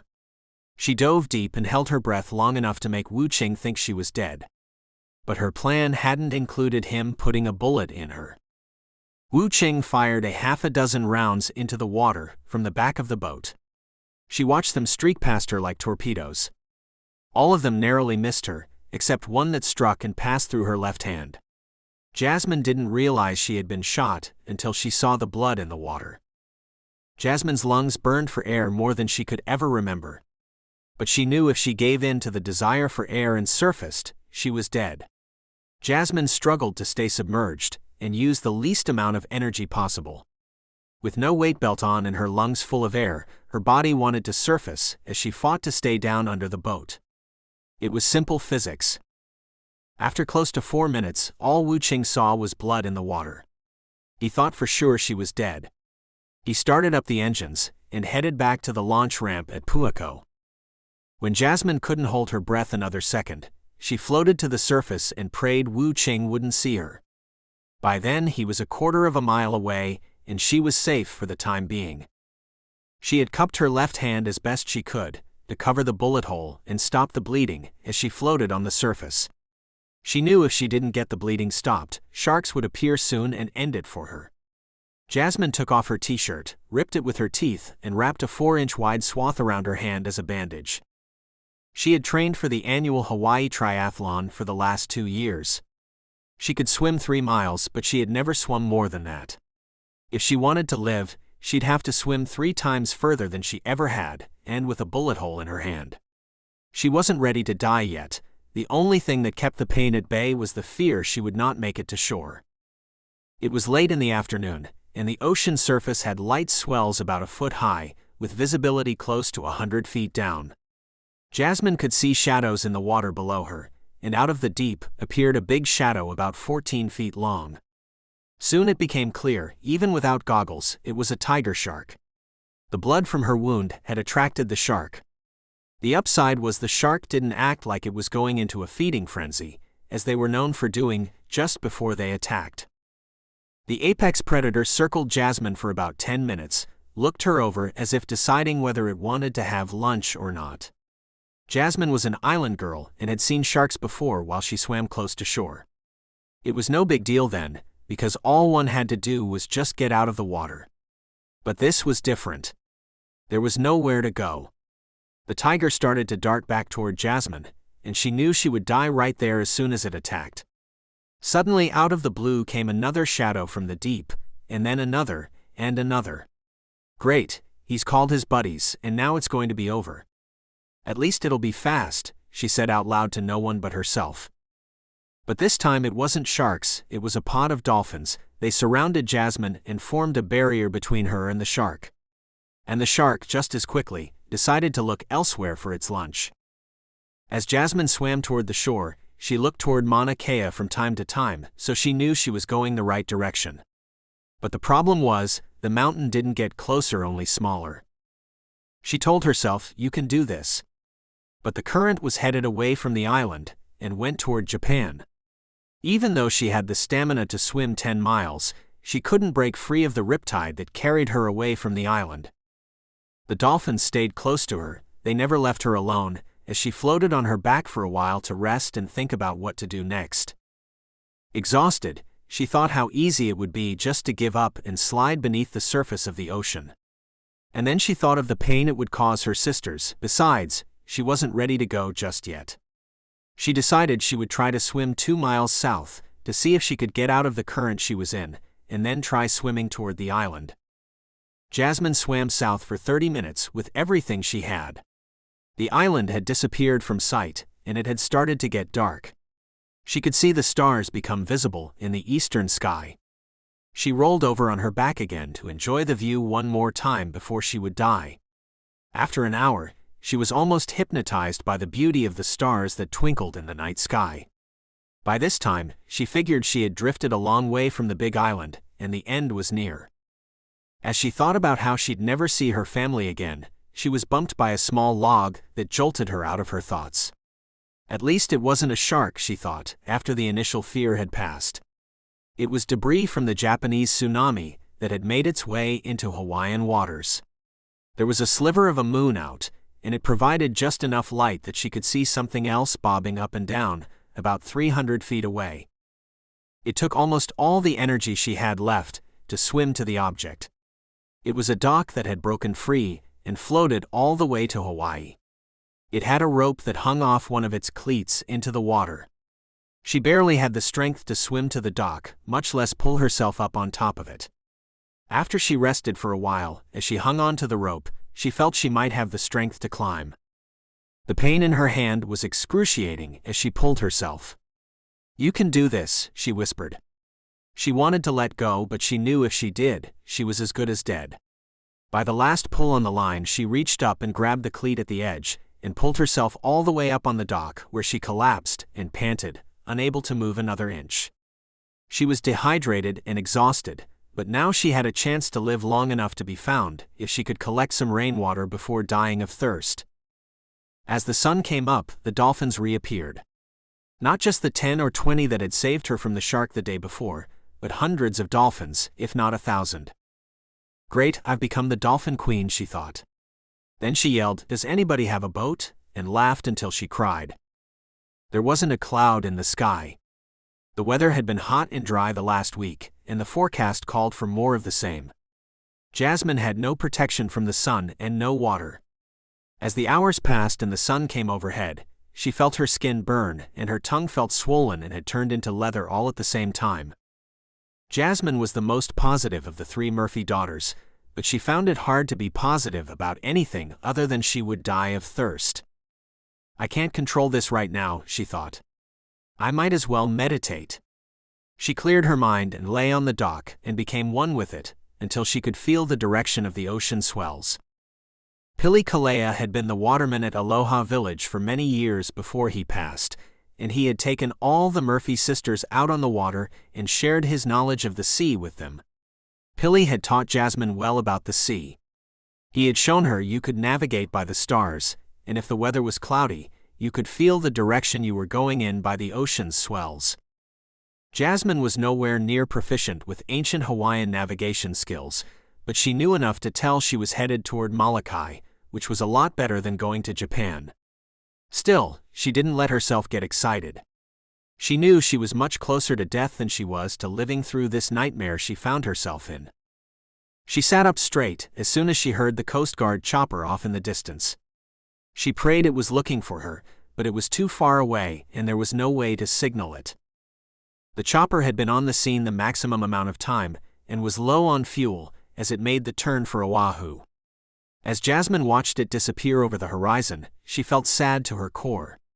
She began to cry as she thought it was over, and they would never find her.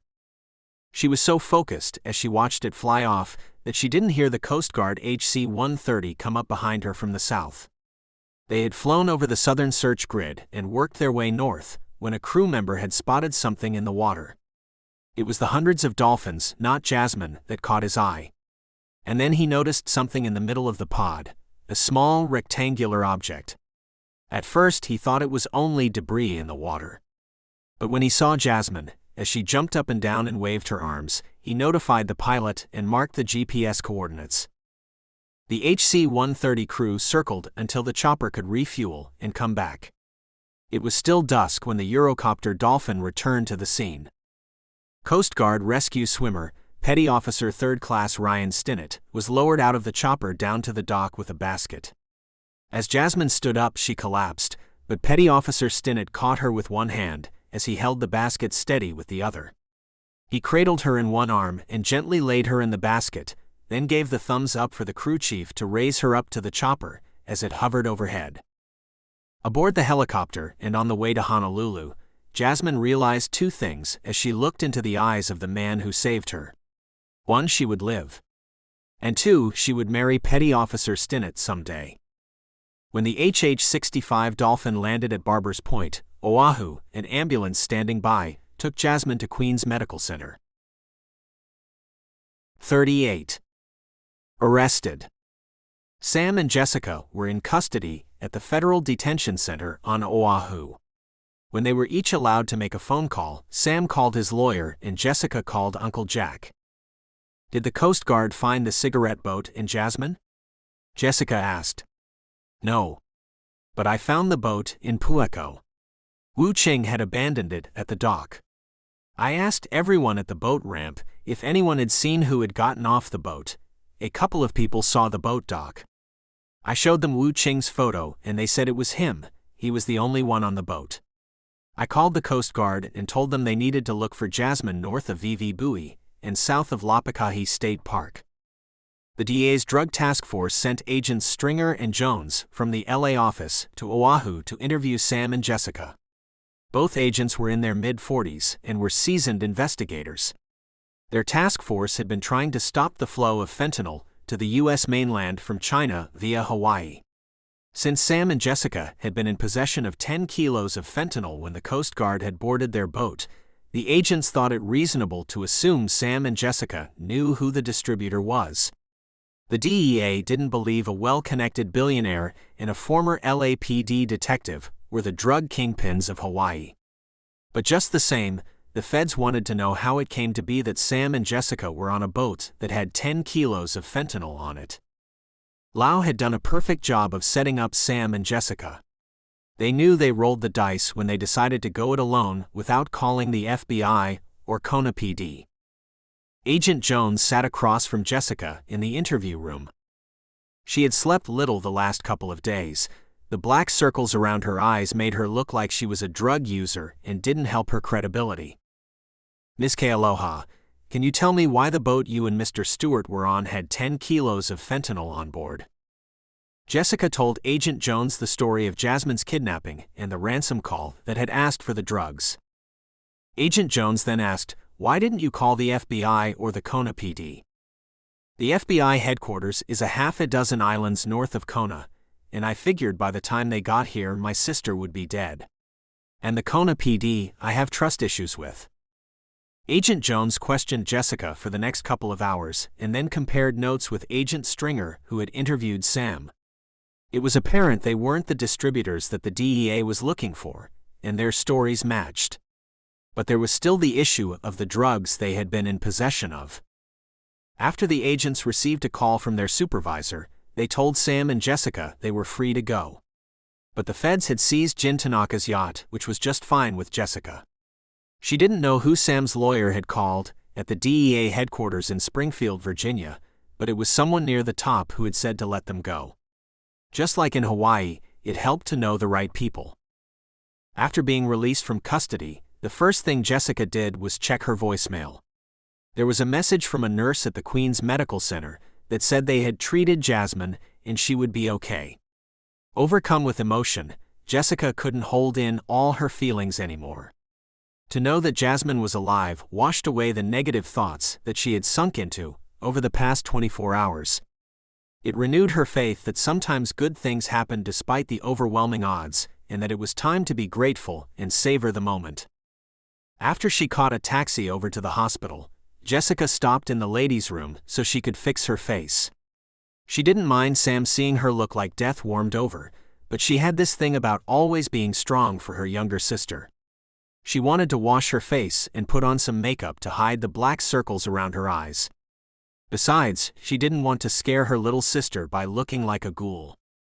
When Sam and Jessica entered Jasmine's room, it surprised them to find 6'2" Petty Officer Ryan Stinnett there, as he stood next to Jasmine's bed and held her hand. Jessica went to the other side of the bed and gave Jasmine a long hug and a kiss on the forehead. "Are you okay, honey?" she asked. Jasmine nodded, tears formed in her eyes, and they hugged again. Ryan and Sam stood back and let the sisters have their moment together. Then Jasmine introduced Ryan. "This is Petty Officer Ryan Stinnett. He saved my life." Sam and Jessica shook hands with Jasmine's handsome hero as he remarked with a southern drawl, "It was a team effort. I was just one of many who helped." Jessica liked this young man. She had a good feeling about him. He was big as a tree and humble as a monk. As she rubbed Jasmine's hand that wasn't bandaged, she asked her, "How long are you going to be here?" "The doctor says 2 days, and then I can go home." Jessica nodded and pulled a photo of Wu Qing out of her pocket and showed it to Jasmine. "Was this the guy who kidnapped you?" Jasmine didn't recognize him from the photo because Wu Qing had disguised himself as an old man. She shook her head. "Okay, honey. We have to go back to Kona and find the man who did this to you. We'll be back to pick you up when you get discharged." Jessica hugged Jasmine again before she and Sam left the hospital. Sam's jet waited on the ramp at the Honolulu airport to take them back to Kona. As the Gulfstream taxied toward the runway, Sam noticed Jessica deep in thought and asked, "What's bugging you?" "I would have bet my last dollar it was Wu Qing who kidnapped Jasmine. But she says the guy looked a lot older than him. It doesn't add up. What if he was wearing a disguise?" Sam asked. You might be right. I need to find someone to take this photo of Wu Qing to, who has digital enhancement skills and knows how to make him look much older. Then show it to Jasmine again. Sam frowned. We need to find someone. Jessica put her hand on Sam's thigh. I'm sorry. I'm so used to being alone. I'll practice that we word. Sam placed his hand over Jessica's. That's better.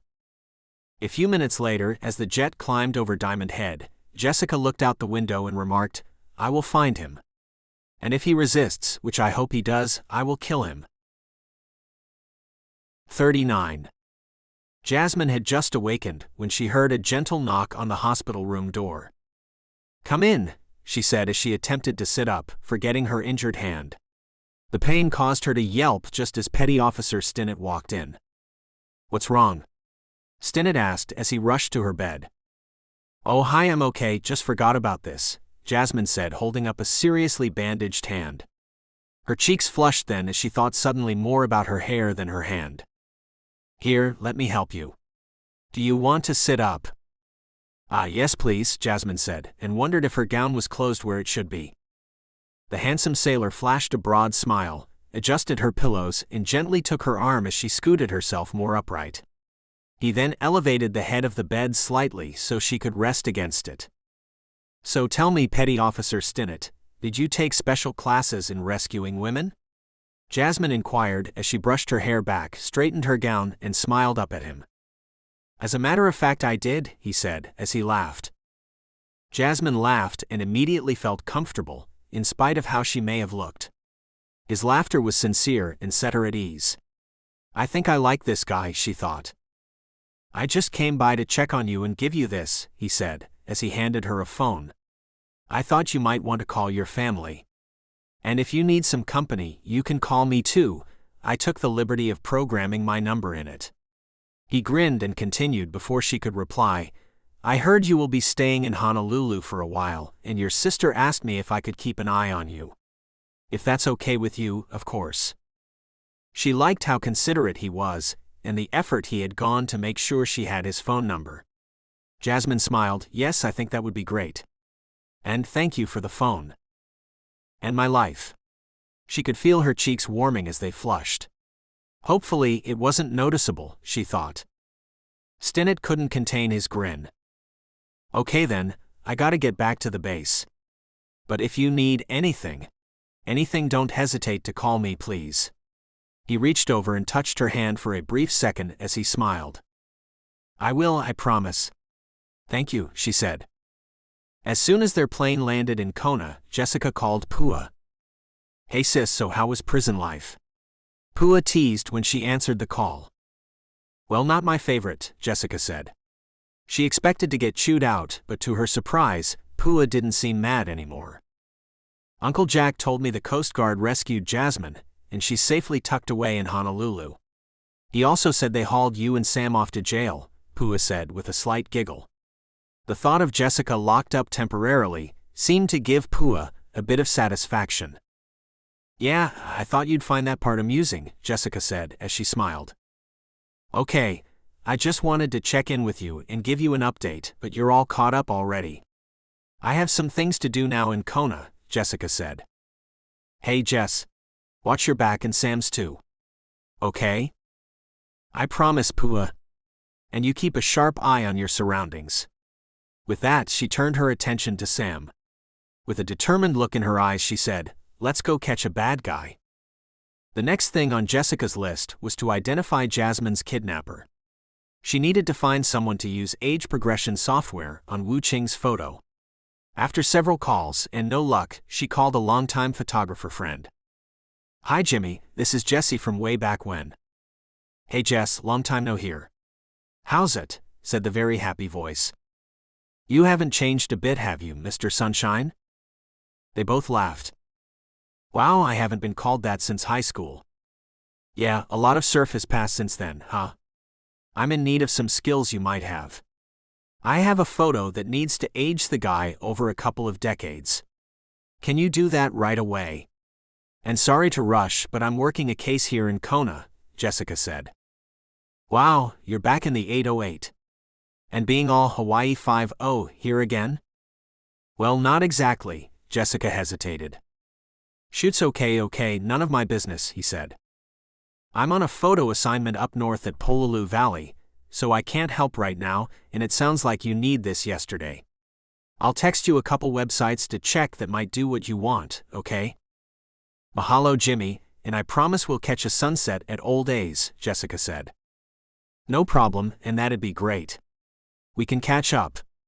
Okay, I gotta go too. I'll text the web addresses now.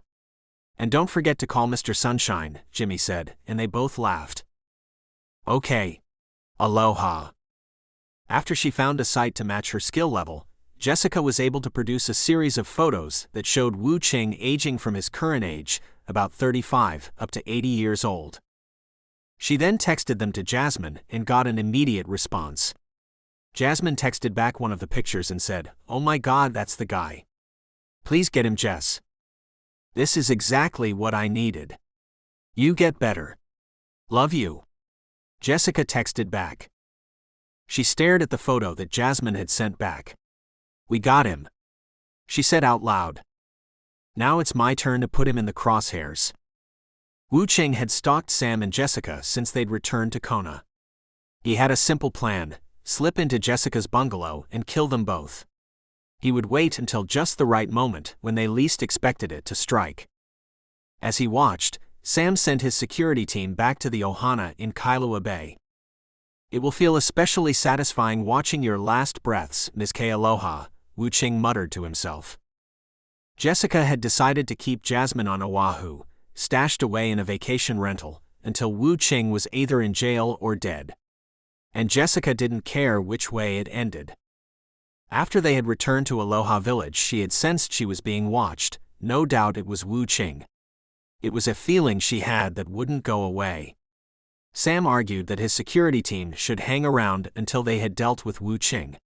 But Jessica knew if Sam's guys left Aloha Village, Wu Qing would eventually show up and try to kill her. Especially given the intel she had gotten from Uncle Jack. He'd said Wu Qing was a notorious hitman in Hong Kong and had never failed to kill a target. Until now. His reputation was on the line. He had to eliminate Jessica, or he would never work again as a contract killer. And he knew too much to be allowed to live. Jessica had made sure word got around that she and Sam were back at the village. She had known that the mole would pass that along to Lau. It was about 9 in the evening when Sam left the bungalow and walked down to the Marlin House restaurant, as if going to get a late dinner. Jessica wore an innocent-looking sundress, walked with him out to the lanai, gave him a hug and a kiss, and watched him walk down the long driveway toward the restaurant. She went back inside, turned off the lights before she sat on the couch and waited. She had a Glock in a leg holster under her dress to keep her company. Sam stayed away for 2 hours and watched Jessica via a security camera feed on his phone. Nothing happened. They repeated the same routine for another 2 nights. And again, nothing happened. No sign of Wu Qing. The next morning, when Sam walked out the front door to get the newspaper, a bullet ripped through his right leg as he reached over to pick it up. Wu Qing ran from behind a hedge of napaka, 100 yards away, and forced Sam to hobble back inside the bungalow with a gun in his ribs. Wu Qing had a silencer on the barrel of his rifle, and Jessica was in the shower, oblivious to what just happened, but Comet growled and barked his head off. Jessica came out of the shower to see what the commotion was about. Comet never barked unless there was a stranger at the house. She didn't want to leave the bathroom with only a towel, so she grabbed her board shorts and a t-shirt that hung on a hook. She slowly opened the bathroom door and looked down the hall toward the living room. She could see Sam sitting on the couch, his face wrinkled in agony while he held his bloody hand over the bullet hole in his leg and tried to stop the bleeding. Wu Qing stood in the kitchen across from him, with his rifle leaned against the wall and his pistol pointed at Sam. Jessica could see the blood as it seeped between his fingers. Comet sat at Sam's feet and growled toward the kitchen. She knew Wu Qing was in the house, and she knew he was waiting for her to walk into the living room. She also knew that as soon as she did, he would kill her and Sam. I know you're back there, come on out, Wu Qing yelled. Why don't you come back here instead? Okay, right after I kill your boyfriend. All right, I'm coming out, Jessica yelled. She slowly walked out into the living room and sat next to Sam on the couch. She glared at Wu Qing for a moment and then said, I'm going to give you one chance to surrender. Set the gun down on the counter next to you and put your hands behind your head, interlocking your fingers. Wu Qing laughed as he brought his pistol to bear and then lowered the weapon, as if he had considered it. Jessica had a slight smile and a look of contentment on her face. She was glad he chose not to surrender. Uncle Jack was in a bungalow 200 feet from Jessica's with a sniper rifle and waited for Wu Qing to show up and make his move. He had been in the bathroom when Sam went out to get the paper, but when he'd heard Comet start barking, he'd run back into the living room where he had his Remington. After he'd checked the video feed, he saw that Wu Qing was in the house. He looked through the rifle scope and could see him through the window. He was going to kill Sam and Jessica if Uncle Jack didn't act right that second. He aimed the rifle through his window toward the living room window of Jessica's bungalow, as fast as he could, just as they had planned. But Uncle Jack couldn't get a clear shot as Jessica sat on the couch until Wu Qing moved toward her. Wu Qing took 2 steps toward Sam and Jessica and raised his pistol again. Uncle Jack exhaled and squeezed the rifle's trigger. Wu Qing dropped like a rock. When the 300 Win mag slammed into his chest, it must have ricocheted off a bone. The exit wound made one hell of a mess behind him in the kitchen. Sam, Jessica, and Uncle Jack had rehearsed numerous scenarios if Wu Qing got in the house. Sam getting shot while going out to get the paper wasn't one of them. He reminded them a few times as they waited for an ambulance to arrive. Epilogue. During the investigation of Mike Murphy's crash, the FBI had questioned Simi and noticed inconsistencies in her story right from the start. After hours of intense questioning, she'd finally admitted she had put the sugar in the airplane's gas tank. The U.S. attorney in Honolulu charged her with second-degree murder but reduced it to voluntary manslaughter in a plea agreement, and Simi took the deal. The judge sentenced her to 5 years in prison. The sky was blue and clear on the morning of Pua's first birthday party, after being pronounced cancer-free by her doctor. Jessica had rented a pavilion at the old airport beach park for the celebration. She and Sam had arrived early to decorate the gazebo and get ready for the party. They placed tea leaves at each corner of the pavilion, as Sam lit the coals on the custom-built grill he'd trailered to the beach for the occasion. There was a bouncy house for the keiki, and lots of tables and chairs where all the aunties and uncles could sit and talk story. Sam got busy barbecuing huli-huli chicken as the crowd gathered. Over 100 people had RSVP'd, and every starving real estate agent in town who knew Pua showed up for a free meal and a chance to pass out their business cards. Pua's new boyfriend Charles played slack key guitar as guests arrived. He was a local musician she had met while at the doctor's office. They lived one day at a time and enjoyed every minute together. Jasmine and Petty Officer Ryan Stinnett arrived an hour late from Honolulu. They'd missed their flight because Ryan had been delayed returning from an errand that morning. He'd gone to the Ala Moana shopping mall to pick something up for Jasmine. He said it was a secret and wouldn't tell her what it was until the time was right. And it was important to get it before they left for Kona. Uncle Jack and Kainoa played in waves on their boogie boards until they'd tired of that. Then they checked the lava tide pools to see what kind of cool creatures lurked thereabouts. Kainoa loved to find clownfish and chase crabs. Since Uncle Jin was in prison on the fentanyl drug charges, Uncle Jack had decided he would fill that void in Kainoa's life. And he realized that relationship had filled something missing in his. Besides, it gave him something to do instead of drinking beer most days. As Pua's guests congratulated her on her victory over breast cancer, with hugs and plumeria leis of different colors, a shirtless old Hawaiian man with weathered skin and a long gray-haired ponytail sat on the beach in front of the pavilion. He started to rhythmically tap his hand against the ipu drum he had carried with him. The sound of the old man's hand as it slapped the drum filled the air, and everyone became quiet. The combination of the heel of his hand and fingertips as they hit the drum created different sounds. It sounded like ute. Ute-te over and over again. The rhythmic beat of the drum summoned Pua, Jessica, and Jasmine, as though hypnotized. They stood 3 abreast on the beach, in front of the crowd of at least 150 people, and performed a healing hula. They danced and connected with each other and the people, as they watched. It was the healing that their family needed at that place and time. Sam had never seen Jessica dance hula before, and didn't realize how much of an island girl she was until that very moment. At the end of the hula, everyone clapped and gave the 3 sisters many hugs. The old Hawaiian casually got up and wandered off down the beach, toward town, with his ipu drum and a smile. After he disappeared from sight, Sam asked Jessica, "Did you know him?" She shook her head. "No." Then she looked over at Pua and Jasmine, who sat nearby, and they both shook their heads. By 5, all the guests had left the party, and everything was packed up. Sam and Jessica sat on the beach and waited for the sunset. Sam hoped this time to see a green flash. Every time he thought he saw it, Jessica swore there was no such thing.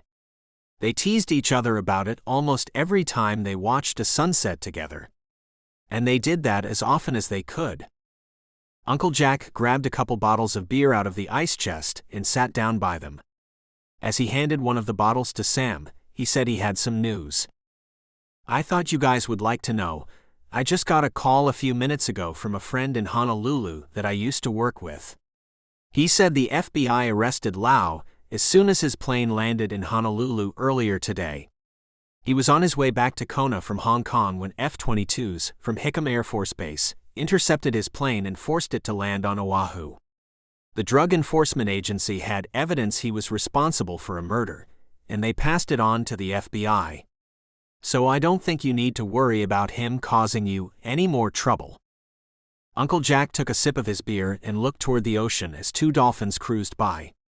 "Go home," he yelled. He looked back at Sam and Jessica. That was Kiki and Koa. They know the street lights are going to be on soon. Sam and Jessica looked dumbfounded for a moment. "Only in Hawaii," Jessica muttered as she shook her head, and they all laughed. Uncle Jack said he had fresh fish for Kiki and Koa at the boat, and needed to get back to the harbor so he could feed them. The dolphins hunted for their food during the day, but could always get a free meal if they came back to the boat at night. Uncle Jack said his goodbyes and left so he could get back to the harbor before the dolphins. Sam and Jessica watched the sun as it started to set on the horizon. "What are you going to do now that Lau is in prison, and the village is going to be okay?" Sam asked Jessica. Before she could answer, he said, "I know what you should do. You should move in with me and Mr. Jangles at the Kealoha Bay house." Jessica lightly rubbed Sam's leg as she contemplated her answer. She smiled and said, "Someone does need to look after you too. It might as well be me." "I'll take that as a yes." Jessica scooted closer to Sam and leaned her head on his shoulder. They watched the sun disappear, and Sam saw what appeared to be a green flash. "Did you see it?" "Nope." He sighed. "You're never going to admit it, right?" "That's right," she teased. The end.